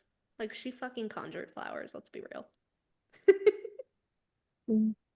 And what was the one that she put on him? Was it like a poppy or something? Because I thought it was like a white poppy. I thought it was carnations. Because I was like, I meant to look up like what the flower meant. And I think it said like she also put up a prayer to the mother. I'm like, Elain. Elain praying to Wait, the mother? wait. So you're telling me she is as devout to the mother as Lucian is? Oh yeah. Man. This is why I'm saying it's like as in Gwen and Lucian and Elain. Hold on. I have to look up like from the shore. Wait, when was Lucian really devout with the mother? Oh, he's Book always one. said the mother. Book one. It's like book one. Really? Cauldron boil me. Cauldron boil me. Thank the mother. Thank the mother. I loved Dude hearing you was guys just say that. That was awesome. Dude was devout. Oh, I always thought it was like Tamlin that was a little bit more devout than Lucian, but I love that. Oh, Okay, here it is. Elain quietly washed his face, combed out his hair and beard, straightened his clothes. She found flowers somewhere. She laid them at his head on his chest. I don't think it says. We stared down at him in silence. I love you, Elain whispered, voice breaking. Elain breathed, should we say a prayer? We did not have such things in the human world, I remembered. My sisters had no prayers to offer him, but in Prythian. And then Feyre recites the one that she heard under the mountain. Mother hold you. Oh, I loved that one. Yeah. And then she fucking, like, burns him to ash. I'm like, Feyre does? Yeah, I'm like, did they collect the ashes? Oh, Tears I slid forgot down to- Elaine's pallid cheeks as she adjusted an errant flower on our father's chest, white-petaled and delicate, and then backed away to my side with a nod. He was ash on the wind in a matter of moments. We stared at the burned slab of earth for long minutes, the sun shifting overhead. The sun shifting overhead. Steps crunched on the grass behind us, nest a world, but Lucian, it was Lucian. Haggard and bloody, panting for a breath, as if he'd run from the shore. His gaze settled on Elain, and he sagged a little, but Elain only wrapped her arms around herself and remained at my side. Are you hurt? He asked, coming toward us, spying the blood speckling Elaine's hands. He halted short as he noticed the King of Hybern's decapitated head on the other side of the clearing. Nesta was still showered with his blood. I'm fine, Elain said quietly, and then she asked, noticing the gore on him, the torn clothes and still bloody weapons, are you? Well, I never want to fight in another battle as long as I live, but yes, I'm in one piece. A faint smile bloomed on Elaine's lips.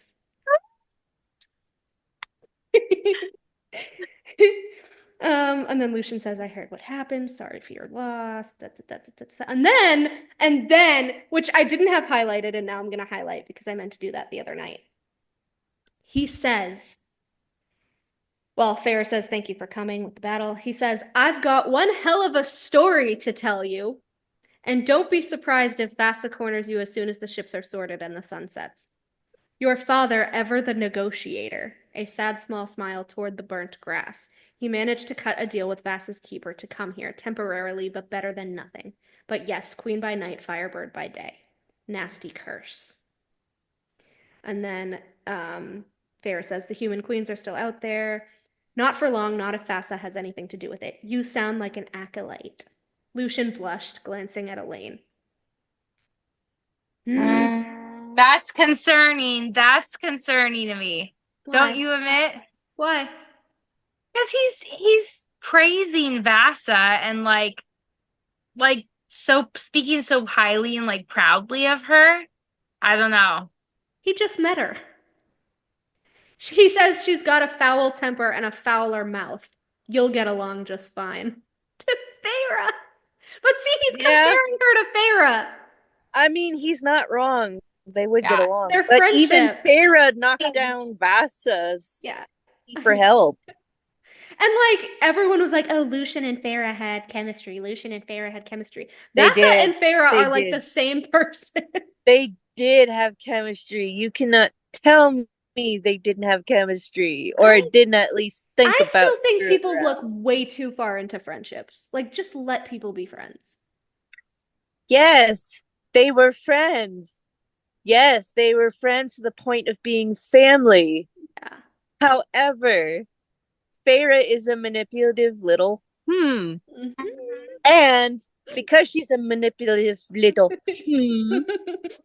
Guess what she did? She wore a skimpy ass nightie. Okay, it had been a long time since Jesminda, okay? And like Hey, calendar hugged had already him. passed. And she hugged him and showed her bare ass with a Well, she capital was used to it A under the for mountain. ass, with Talon in the background looking at that hug and just I hate that like she just wanted Tamlin to hurt Lucian just to have an excuse, like another excuse to like, I don't know. But then it says, also, go ahead. Lucian, he should have been smarter than that. Like, come on, Lucian, you're so clever, you're so smart. You don't think it's weird that Feyre's coming to you to get a hug? Like, come on, bro. You know? Such a gullible, pathetic little emotional man. I'm He's a little sorry. fox, okay? So easily Look. swayed by pretty women. Oh Like, my let's be God. real. Look, I mean- foxes need cuddles I too. know. It's true. Okay, Constantly, when that's the was the last time problem. anyone hugged him? Because I feel like he's just like, all right, I need a hug. Like, all right, let's just. I could use some physical touch. I mean, apparently he Dude was a almost rake. died. I know. And nobody hugged him, and he didn't get to see his mom. It says Lucian again looked You're at that gonna make me singed grass, and cry. his I blood-spattered know. face turned solemn. He was a Damn good it. man. He loved you all very much. We're gonna get a good ass Papa A Lucian story. We're What if it's like a bonus overdue. chapter? Well, this is why it has to be a Lucian's book, because there's no Akka War bonus chapters. She's There saving has, it. She's saving it. or is the Night Court special edition going to have this bonus chapter? I don't know. You don't think so? I hope. Oh, I'm so pissed about that. I can't even talk about it. I can't even talk about I it. want to see what they look like. Like, I want to. And then this is the second time, or actually, this is the first time, and then there's like 2 more times later. But I think I've said this before. Elain fell into step beside me, peering at Lucian. He noticed it. I heard you made the killing blow. Elain studied the trees ahead. Nesta did. I just stabbed him. And then Lucian told us of his time away, how he hunted for Vasa, how he found her already with my father. An army marching westward, how Miryam and Drakon had found them on their own journey to help us. I was still mulling over all he said when I slipped into my tent to finally change out of my leathers, leaving him and Elain to go find a place to wash up and talk. God damn it, Sarah! Why? Why do we cut to the annoying Phazan shit? Do you actually, okay, I'm going to ask this to Akka because I know what Melanie has to say about it. Do you actually think they're having off-page conversations? Yes. Yes. And not just verbal, but like through the bond. Like not like thought, like not like mind speak, like how Phasian do it. Like but emotions. like emotion. Like That's why wholesome. that's why she gets so terrified of the bond and doesn't want to be near him. Because I think they started to talk, and I think she was feeling a lot of feelings, and she was still wearing that ring. And she was like, I can't fucking do this. And it got too much, and she retreated. That's what I think. You think, like, Lucian, she was feeling like all of Lucian's feelings for her? Both, yeah. Well, he doesn't exactly have feelings. They're blossoming. He has instinct, but Yeah. he is having blossoming feelings for her. Yeah. But They I do don't think know each other. I do think True, he they ran from don't. the shore because he felt her distress, obviously, when the dad died. She was like crying her eyes out. He ran from the shore, cutting down enemies. He was all bloody. He would do anything for her, and it's so sad. Oh, Elain! please pick me instead of her. Like, come on. Right? Elain is such like an ungrateful little. And then I was going over the war thing. And so this is during which we always go over how much we hate the Miryam and Drakon shit because it doesn't make sense. But I know. I It have I a doesn't. think little it's bit. supposed to tie it to Crescent City. Like, I think I that's the Crescent City thing. I That's have what a I thought originally too. Yeah. I Yeah. think that was in her original draft and she just didn't have enough space to fit it in. Because remember when she said we were going to find out the difference between the Seraphim and the Malachim and all the different types of angels, and then like we never did. But Yet, I'm gonna yet. I'm gonna show you these two quotes, and then I'm gonna tell you my crack theory. Oh my gosh. So this was when Vasa was destroying Hybern's fleet. They were talking to Miryam and Drakon. Rhys said to Drakon, "Get your legion on land. A slim chance, a fool's chance of winning this thing or staunching the slaughter." Drakon's eyes went glazed in a way that told me he was conveying orders to someone far away. And then Rhys is like, "Jurian's here, da da da da da."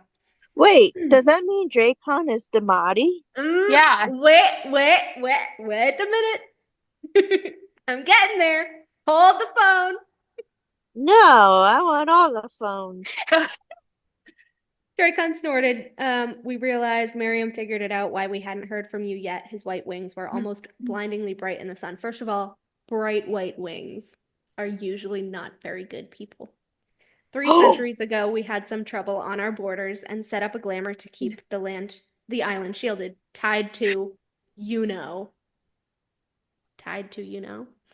I said his Daemati powers, like Rhys, so that anyone who approached would only see a ruin and be inclined to turn around. He winked at Rhys. Miryam's idea. She got it from you in your city. Drakon winced a bit. Turns out it worked too well, and it kept out both enemies and friends. And then it says, Drakon flapped those white wings so stark against his honey brown skin and said to Rhys, "Miryam's furious with you, by the way. 351 years since you last visited. If we survive, expect to do some groveling." Rhys rasped a laugh. "Tell that witch it goes both ways." Which? So, my little crack theory before the whole thing. Which? Was Drakon the Daemati that hurt the Winter Court kids for power? Because the angels with the angels with the white wings are the servants of the Asteri in Crescent City. Okay. If Amarantha is an Asteri, But he said he said that he was on the island with Miryam. Like he said, is he gonna tell Rhys? He has white wings. I think that Rhys would know if Drakon was like there. You know what I mean? I don't think so. I think he was on the island with Miryam and they're doing God knows what over there. But I don't know. but Rhys was locked in Amarantha's room that day. Remember? Because he's like, "I got her to save Callias, but then she went and she killed the Winter Court kids with another Daemati." Mm. And Rhys did say that Amarantha, the whole reason why he made the deal to be Amarantha's whore was because he thought she was going to turn her sights on his family and friends. Excuse me. And like, wouldn't she use one of his friends just to get at him if she could? I don't know. Like Valaris had been unknown since its inception, but Credia was fairly known until they put up the whole glamour. Because the Queen of the Blacklands, they defeated the Queen of the Blacklands, and then which could have been Hybern's sister, which we've said, but there's no history on that yet. I still think maybe she was Hybern's sister, because how else would he have a niece and a nephew? But that's just me. So they like defeated the Queen of the Blacklands, and the whole thing where Miryam was the one that told Jurian to seduce Clithia, and then like fucked off with Drakon and was like, "You can get tortured for a lifetime as much as I fucking care." And then they're like, "Jurian's gonna kill us, and he's an awful person." And like, it's like what they did to Tamlin, what Phazan did to Tamlin is exactly what Miryam and Drakon did to Jurian. So they're sus. They're not great people. I don't know, they're suspicious to me. They're totally sus. They're totally like what Wait, Miryam did is super. wait. Nefel is Yeah, what color wings does she have? I don't know. I don't think it says. I thought it did. I thought she had white wings too. They probably all have white wings. I Or think gray. actually I think Thesen's lover has white wings too. Because makes sense because the Daglin were there. The Daglin made the Illyrians. They were the first fuck ups of angels, so they clearly ended up making angels in Prithian before they got driven out, and that's where the Peregrines and the Seraphim come from. Mm-hmm. Very small, misshapen wings. When she was born, became a cartographer. And then, like, Nefel saved her. It doesn't say what color. It just says she has black hair and a wife. Unnamed wife. Shocker. Shocker. But yeah. So actually, the two wars that Moore was talking about, it must have been the Blacklands, the Queen of the Blacklands War. Remember when we were like, what other war was she talking about? It must have been that one and then the Highburn War. Who was the Queen of the Blacklands? It bothers me so much. This whole entire subplot has not reconnected. What was the point? Just so they could have some island off the coast to stash the fucking cauldron in? And the fact that he gave them the cauldron, the fact that nobody asked where it was, is not realistic. Mm-mm. Tamlin should have been like, where the fuck is the cauldron, Rhys? Like, out of anybody, Tamlin or Baron, somebody. No one's gonna ask where it went. I would have thought that Tarquin okay. would have asked. Anybody. Like, where's the cauldron? It doesn't make any sort of sense. At all. It puzzles me. But yeah, I think Drakon's a Daemati. I think so too. I'm so excited for that. But like, what book would they be in? Like, there's no possible room unless they're in Moore's book, but then we're shoving extra people into Moore's book. And they're like Rhys's best friends, but like they know more, but they're like Rhys's best friends. I don't know. They just confuse the fuck out of me.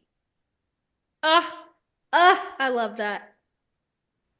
I will continue to say this, but the rippling river of starlight flowed right through the sarcophagus in the center of the chamber and swirled around it like an eddy. River of starlight with Helena. Selene had to have gone to spring, because then there's a pool. The starlight pool, and also, what is that river called? Sirva? The Sidra. Sidra, yeah. I always said Sidra, so it's so hard to me to say Sidra. That is the river of starlight. It could be. I mean, Valaris, yeah. There might be tunnels under the river. And I know that's what I always thought. I know we didn't film this earlier, but for everyone watching, I posted a reel, which when you see this, it'll be like probably a week or so ago. But I posted a reel of a episode of The Unexplained with William Shatner that I watched. And it was titled Monoliths. And like Sarah J. Maas's historical education is wild because it was talking about the historical significance of like monoliths that ancient civilizations put up, and like they can only guess why they were there, and how they're usually connected by ley lines, which they didn't know if they used them for natural energy or what they were actually for. And it showed like a map of Britain's ley lines, and like it looks almost exactly like the map of Lunathian. It was wild. So then I was like, okay, so we have the monolith on Ramiel, but if there's a monolith at each end of each ley line, then where are the other monoliths in Prythian? Because technically, Hewn City and the Dusk Chamber are underground, unless they themselves are monoliths, because they are both made out of that onyx stone, like the monolith. And then we know that there's one between the Spring Court and the Autumn Court, and we know that there was one under, or in Orid, under the mountain. So it's like, I want to know like what qualifies as a monolith in Prythian and how they're connected. Like, I need to know everything. I want to know. Like, it probably seems stupid, and everyone's like, who cares where the monoliths are and who cares what the ley lines are? But if Prythian wants electricity, they can kind of figure it out. But then I was thinking, we know that the ley lines can be used for like natural energy. So if Bryce has the Archesian amulet, which is the reset key for the natural energy, which would solve the first light problem, there we go. First light problem is solved. But you would think that Prythian would be able to do the same thing. And maybe that's what the bone carver was foreshadowing when he drew the 3 circles. Oh. Because we're like, oh, the 3 circles, the 3 planets, and the 3 death gods, da-da-da. But no, because it looks exactly like the Archesian amulet, and Jessica tells Bryce that it's the original, like, magic of the world of this Crescent City world. So I'm like, that's the reset key, where they can use the natural energy from the ley lines in place of first light. So if Crescent City can do that, then someone somewhere in Prythian should be able to do that. And maybe that is what the bone carver was foreshadowing. That maybe Prythian will have a little bit of tech. Maybe. The things I would do to see Nesta and Azriel have a cell phone is wild. Cell phone. I could think of a bunch of other things they could have. A lawnmower, for one. I mean, Rhys can just whisk that shit away with his magic. So could Tamlin. I mean, Nesta could have her own little jelly jubilee, and she doesn't need Cassian anymore. She could have a bunch of other things where she doesn't need Cassian anymore. Oh my word. But I was saying about the ley lines that they're connected by monoliths, and like, where are the other monoliths in Prythian? Because we have Ramiel's, but is there one under the Starlight Pool? Like, is that what it's hiding, a monolith? No. Because it's all the thin places, which are the ley lines. So there has to be one. Which, didn't Farrah say there was like a door between autumn and spring and autumn when they went through? Yeah. There was, like, yep, the when they door. were running, right? Yeah. So was that like a stone? Like, was that a monolith? Because in the show, it said that in some ancient civilizations, they believed that the monoliths could like teleport them places. And so I was like, Sarah Janet. Sarah Janet. We know the monolith at Ramiel does that. So the one between spring and autumn did that, which means there is one under the mountain. I was just asking. There is one under the mountain, because going back to when Lucien says, stop sending your ilk through the cave. To the spring court. Yes! There's one under the mountain in Orid. Oh my god. Lucien is so smart. I love him. Right? Like, but what does he know in comparison to Eris? I feel like Eris knows more, but like, then there's the whole thing of whether we believe they've secretly been in cahoots and they're like faking hating each other, kind of like Eris and Mor. Like, does Eris just have to make up that he hates everybody? Like, no. Because they actually act like Lucian actually acts like he does hate Eris, and I feel like he really doesn't know that Eris wasn't a part of the Jasminda thing. Yeah. I don't know. I'm like torn because it does seem like Lucian hates Eris, but at the same time, like Eris, he allows Eris in his like cabin with the band of exiles, and like they're sitting there together talking. Like that was weird, right? They were like on oddly good terms there, just sitting in the family room. Yeah. Mm. I don't. It was so. Unless it was like they talk about their mother and like trying to save her, like how they're gonna get her out of her situation. I don't know. I want to know. I've said this before, but I really want to know where Lady Autumn and Baron were when uh Lucian was in the pit with Feyre. Like, did he catch her with Helion? Because she had bruises at the meeting. I mean, er, mm, Mm. mm, mm. But also, I'm kind of glad she didn't see that. I mean, she's already traumatized. She doesn't need, like, Feyre already saved him once. She didn't need to see him almost die from, like, a spiky grate, too. Like, her and Eris, like, also, and the others, but her and Eris, like, I feel like people forget, like, they've been under the mountain the whole 50 years. And, like, so when Lucian came to barter for Tamlin, like, they had to watch Amarantha rip his eye out. Mm. I feel like people forget that. Like, they had to watch that. Can you imagine having to watch your kid?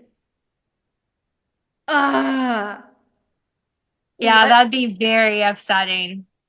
Like Like, so distressing. like she couldn't do anything. Eris couldn't do anything to save him that time. And none of the times during actual Under the Mountain, like when he refused to give Feyre's name, when he healed her and got lashed, when he told her to turn left during the worm thing and also got fucking pummeled. Like she was just using Lucian as her voodoo doll for Tamlin, and I felt so Poor Lucian.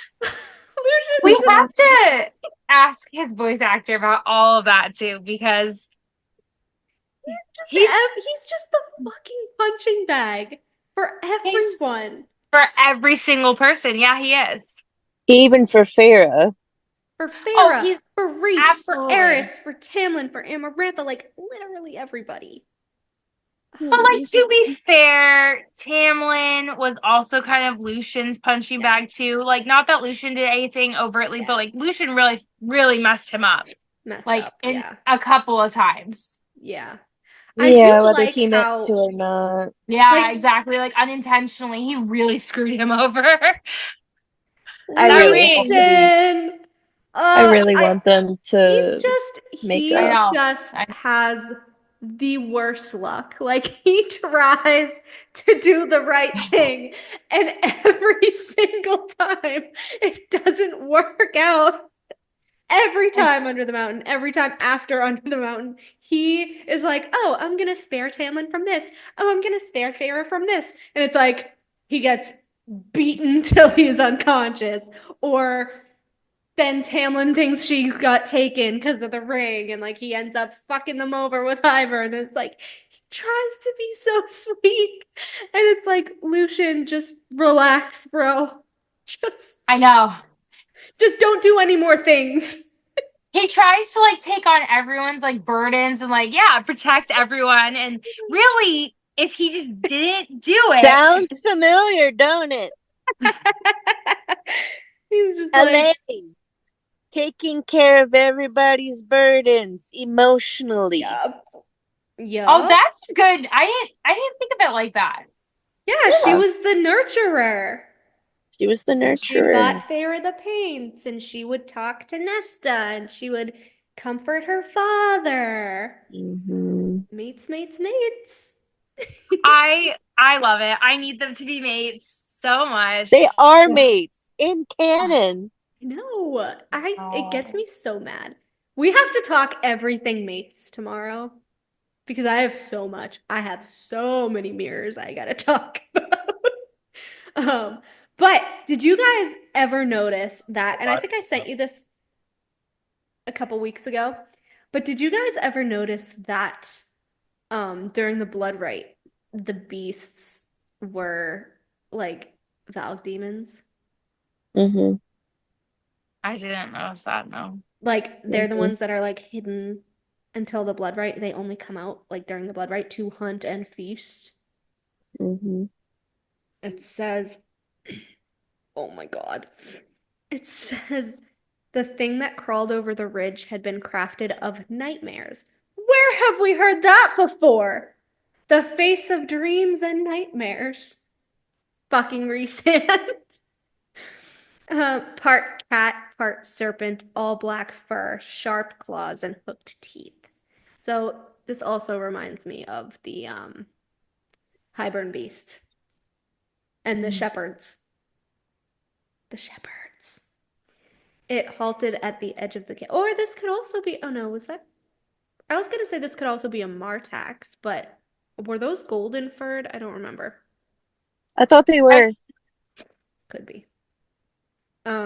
It halted at the edge of the camp, didn't look down at the gutted corpse of a warrior whose abdomen it had sliced open with a single swipe. Blood stained the snow around him in a wide circle.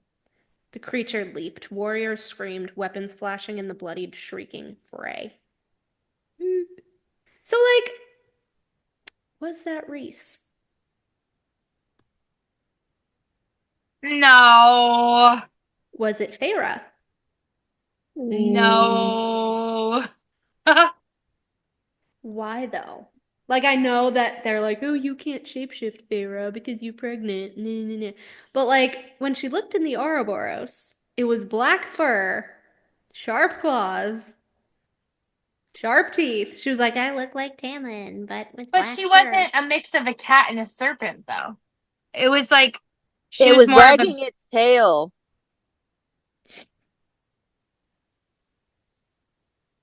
But it like was still a swishing, beast. like swishing its tail. I want to see if there's a direct Feyre's beast form.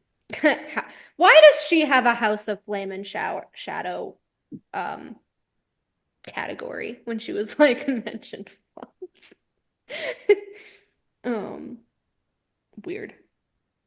I didn't know that um the fucking eye was not replaced with the Night Court insignia on her palm until Akathas. Mm. Really? But also cat eye, Rhys. Mm. It could have been Rhys because he was adamant about Cassian and Azriel not being able to go to the blood rite to watch over the girls. I could kind of believe that he would do that. Dude, he was so wrapped up in Feyre's pregnancy and so distraught. There ain't no way he's going to the blood rite. He No needed way. to blow off some steam. No. I mean, he did. And secondly, like he is the most powerful High Lord ever. Like there was really no like chance that he was ever in danger, especially like as his beast form. But that's not even his beast form, though.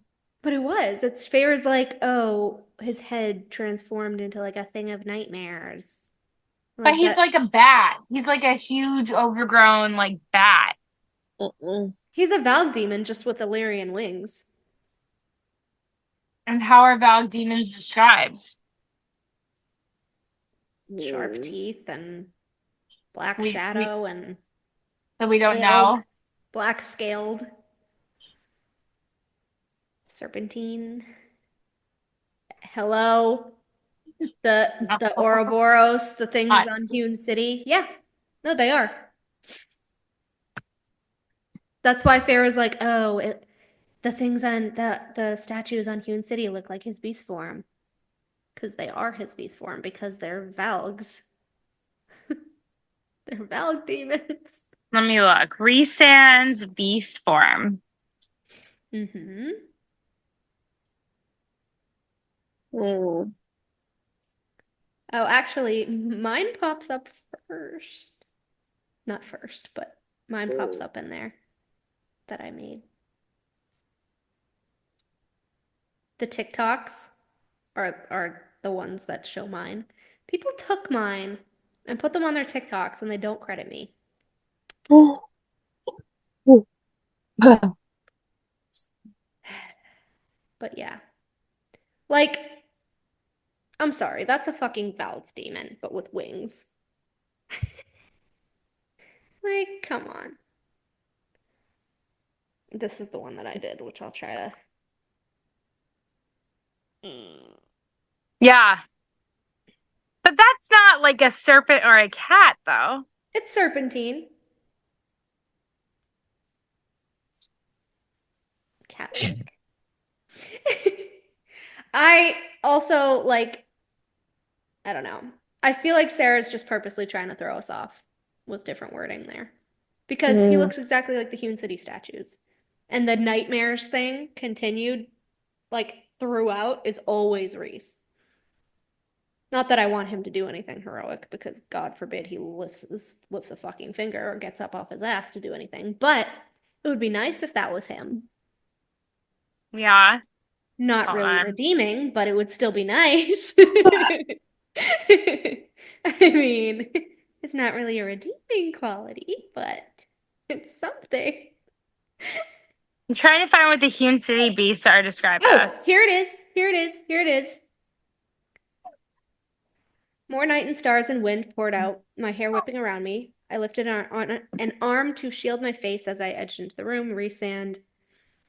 The house shook, the floorboards clattering under my feet. I patted the bed, feeling sheets and blankets and down, and then a hand. But the bed was enormous. I couldn't get a grip on him. Around and around the darkness swirled, the beginning and the end of the world. And then Rhysand appeared. He had released the damper on his power, on who he was. His power filled the throne room, Hewn City, the castle, the mountain, the world. It had no end and no beginning. Come on. The cauldron. The void. Like I said, he can go into the void. And then here was the most powerful High Lord ever, the face of dreams and nightmares, which is funny because he pulls Nesta out of a nightmare. And when he was having his nightmare, he was trapped in the void. Just like Nesta. That's why. I'm telling you, they're true mates. Feyre was meant to trust Tamlin. I reached out love a it. hand. I reached out a hand, Rhys went on quietly, to see if she might want to come back, and as Amren opened her eyes, as Varian let out a choked sound of relief and joy. He could reach out a fucking hand in the void to Amren, to Nesta, to Feyre, to his fucking self. Actually, when he had his nightmare, I think he followed the bond to Feyre, back to Feyre, because when she came in the room and was like, Rhys. Aww. But That like is- the fact that he's the void is like that's like Valg royalty. That's like Maeve. It's Maeve. That's also like Manon. Because her eyes were like Valg The King. Valg King, yeah. But could she like did she have anything to do with like darkness magic or the void or anything? Other than Because I think they just had the yielding for the witch magic, right? the yielding, which is basically the drop. Yeah. It's the proto version of the drop. The tithe. Mhm. Okay, which can we just discuss this for 2 seconds? The Valg have 3 different names in 3 different worlds. The drop has 3 different names in 3 different worlds. Mhm. Which Not the witches. Because when you said that, I was like, because it's obviously the Daglin, the Valg, and the Asteri, and then we have the tithe, the yielding, and the drop. Well, there's also the blood right.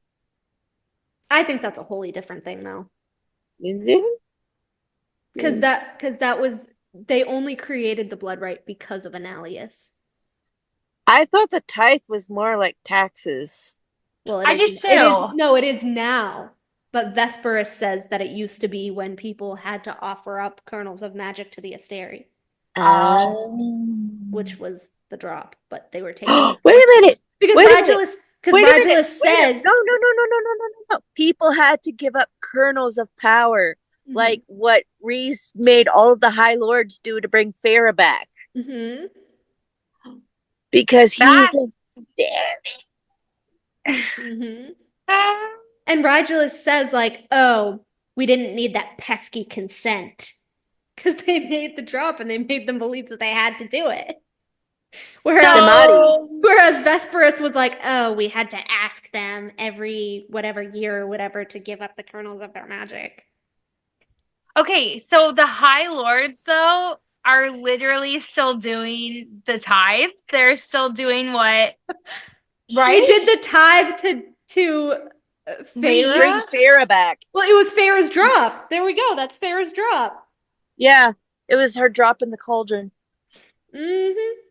And then into Rhys, they gave the tithe to him too. Right? Technically. What if that's why he's going insane? Like he didn't gain their powers, but he gained an inflated version of his power, and he was already the most powerful. That's why his Val gets going insane. But the blood right was created because Enalius, held the line and drove away the Asteri, and they do that to honor him for finally driving out the Asteri.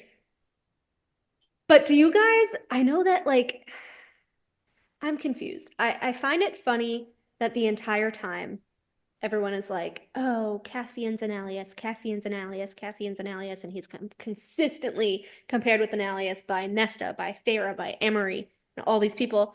And then in Hofast, it's like, Vesperus is like, you have Enalius's knife to Azriel, and we're like, oh, it's Azriel. So does Azriel just have the knife, or is he actually the one that's Enalius's bloodline? Do you think? Because he could wield it. Cassian can't wield it. And because Vesperus and Bryce are like, he has to have some Starborn in him or he wouldn't be able to wield it. Interesting. Mm-hmm. Wait, can Rhys yield it? We've never seen Rhys touch it. Well, I wouldn't think so, because remember how Nesta's blades acted around Rhys? It hated him. The Trove hates him. The Book of Breathings wouldn't let him touch it. Remember he had to have Farah hold it because it was like bothering him so much? Very similar to how Hellion can't deal with the Trove. Yeah. Which makes sense because Theia used the Book of Breathings to figure out where the Asteri were to bring them back through the portal. I forgot she used the Book of Breathings. So because Theia used it, Rhys didn't like it? It was bothering him? Mm-hmm. And then Helion's like, oh, the mask bothers me, probably because my ancestor misused it. Okay, who's Helion's ancestor, guys? Come on. Come on, who? I don't know. Helion, who is it? Who is it? The thing is she has to explain that, because that was kind of like a big deal. Back to Drakon real quick, which I have harped on, but it still bothers me to this day. When they say he used a Trove item to make Miryam immortal, she's human, but she's immortal. No, she was half. She was half blood. No, but she died, and he brought her back. He made her immortal, but she's still human. She's not Fae. She was half Fae. Yeah, no, she was. She was half Fae, but she presents as more like she has the round ears, and she has the lifespan of a human. So like she was half Fae, but she was human presenting, and then she died, and he used a Trove item to bring her back to life and give her immortal lifespan, like a Fae lifespan. So The harp. That's what I'm assuming. But then how did the harp get back in the dust court? Being friends with Rhys has its benefits. Yeah. Rhys didn't know about the chamber. As But Drakon is a white-feathered angel. I don't know. Hmm. And also, Drakon knew about the wards around Valaris. Remember? Because he's like, oh, we modeled ours after your city. Excuse me? You knew about Valaris this whole time. What do But you know? they were friends with They were Rhys, though. friends. Isn't that how they knew it about Valaris? Like, I thought they were like Yeah. visiting Rhys, and yeah. But how is he getting the harp back in a place that Rhys doesn't even know about? It's weird. In the As prison? Azriel? Maybe he Morgan? tipped them off. Morgan? More. Miryam was wasn't she Moore's friend too? Or just Rhys's? No, Miryam was Moore's friend too, because remember when Because she hated Jurian came in Jurian. the Yes, tent? yes, Yeah. yes. More! What if Moore got the harp for him? She is absent in the book that talks about. And she is the original line. Original Morgan. bloodline. She lent out the fucking harp without telling Morgan. Or SJM didn't even think about any of this. And we're That's just very like, possible. She could yeah, have. I was gonna say. But And you so did her can't editor. say that I know. some rando used an item of the Trove, write a whole book about how the Trove was created and connected to everyone, and then not bring up said rando using the Trove again. True. So It's I feel weird. like what we're gonna find out is like all of these High Lords, their ancestors used one of the Trove pieces, right? We have Rhys with the Book of Breathings, Helion with the mask. Someone used the harp. I mean, unfortunately, Tamlin's ancestors from the Tog world trusted Rigulus, and so that we know why they still do the tithe and why they were BFFs with Hybern. Yeah. Unfortunately. Aelin, you did not teach your children well. Shame on you. I mean, there on were you. so many of them. So, I mean, There was only 5. it had like, Five. what, 11 kids? 5. 5. She had 5. I thought they had like a lot more than that. They only had 5. She had like 11 kids. You're like, no, she had like a dozen children. That's so amazing. That's so funny. But okay, help me help me puzzle this out real quick. So if she had 5 kids, right? Right now we only have 4 lines, unless one of her kids just didn't have kids or they were gay. But we have Or died. Yeah, we have Lady Autumn's line. We have Cormac's line. We have Einar's line, and we have Tamlin's line. And Helion's. Would they be a part of Aelin's, though? Or would they be Daylight. a part of the Daylight. Mala. Yeah. The sun goddess. Daylight. 15,000 years. True. How crazy would it be if it all just like comes back to Aelin? Like at the end, it's Well, her. it does. She fucked up by throwing them in hell, where there's literally the only fucking rift to get to other worlds. You bitch! You fucking doomed everyone and your descendants. Well, I'm just trying to think, like, how is this even going to play out if she writes like a book, right? About because it's going to undo everything Aelin did in Tog, isn't it? Well, she already did. Like the Asteria, like they already found their way out. Like Lydia,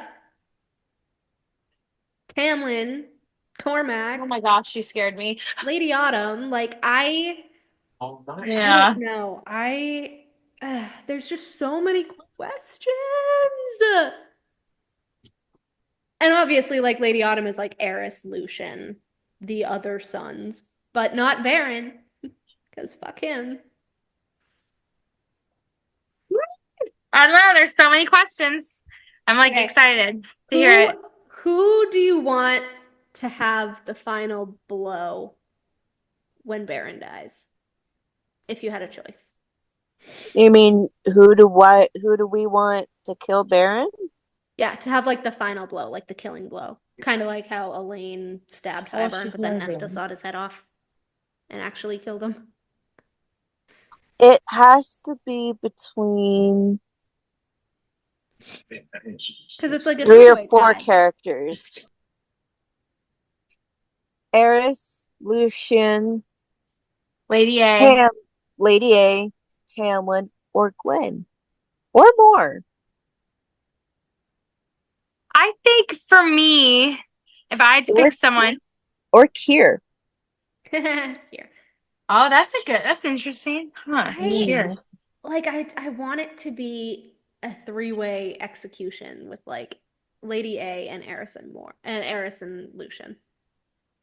Ooh, you're doing this like who is that? Was it Julius Caesar? Who is that like Roman emperor? And they like all circle him and like stabs him in the middle of the Julius Caesar. Et tu, Brute. Yes. He's gonna be like, et tu, Eris. Yes. Et tu, wife.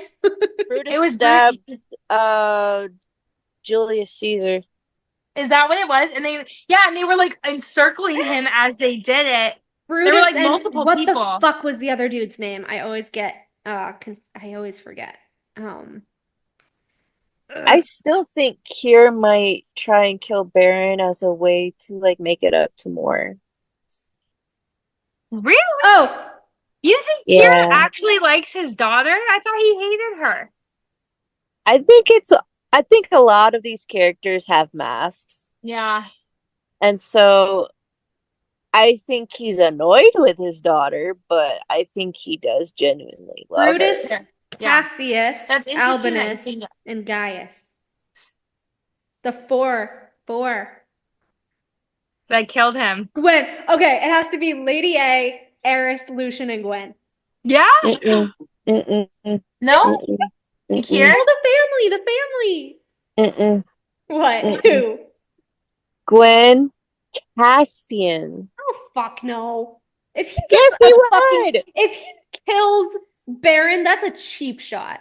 He has nothing to do with that. No. Hear me out. He would do it for A, more.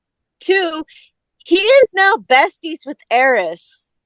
He would legit go out of his way to save Eris by kicking Baron's ass. Yeah, also, but I feel like that's more duty than friendship. Cassius. I still don't think Cassian deserves that kill. He doesn't deserve it. I mean, it could be a way to redeem him, so. Honestly, and I hate this, but I do feel like SJM is going to give him a fucking lame-ass Arobynn type death where Koschei just kills him. I fucking hope not. Because his usefulness is over. Come on. His usefulness is over and Koschei just kills him, just like Aelin's like, oh, well, the last person he hurt was you, Lysandra, so you can kill him in his sleep. Like, it was so lame. Yeah, it was. I hated it. But I did like how Aelin was like, just to be sure, and like cut his head off when he was already dead on the slab. Just to make sure he can't be reanimated. And I do think it was kind of interesting because Aelin, from what I've read, she would never have been able to do it. Like, I like to think she would have been the one to do the killing blow.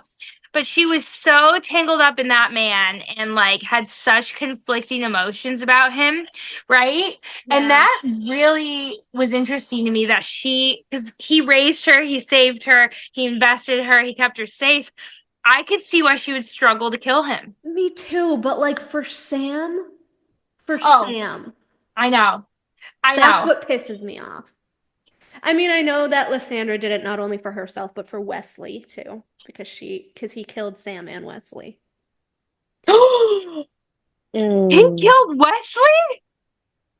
I thought you already knew that. Oh shit. My bad.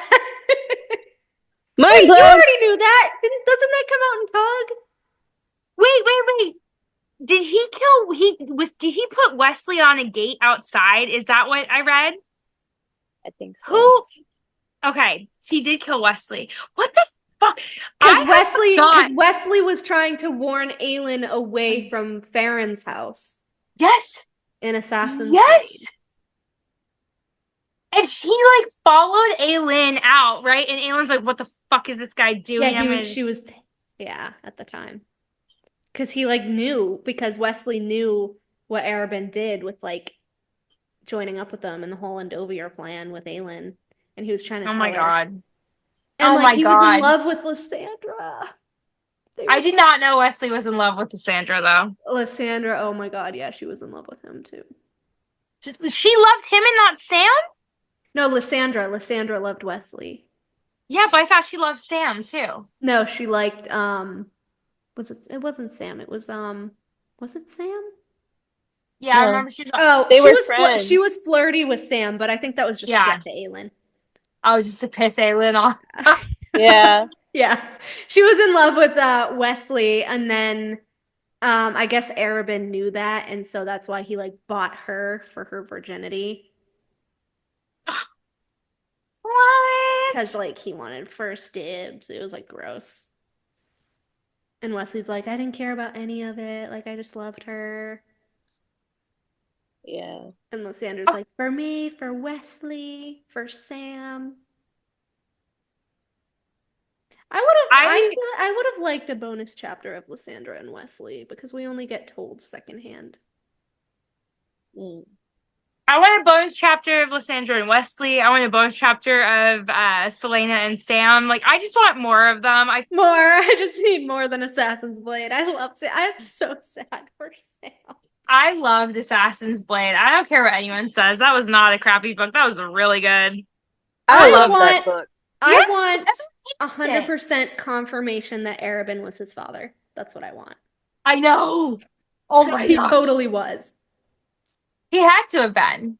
And like Why that's else? also why he killed Sam's mom, because she was like a working girl. And exactly what he says at the end of Assassin's Blade, like, I don't like my belongings. I don't like to share my belongings. And if she had his kid, he would have been like, she's my possession. That's my child. And that's why Sam was like second to Aelin.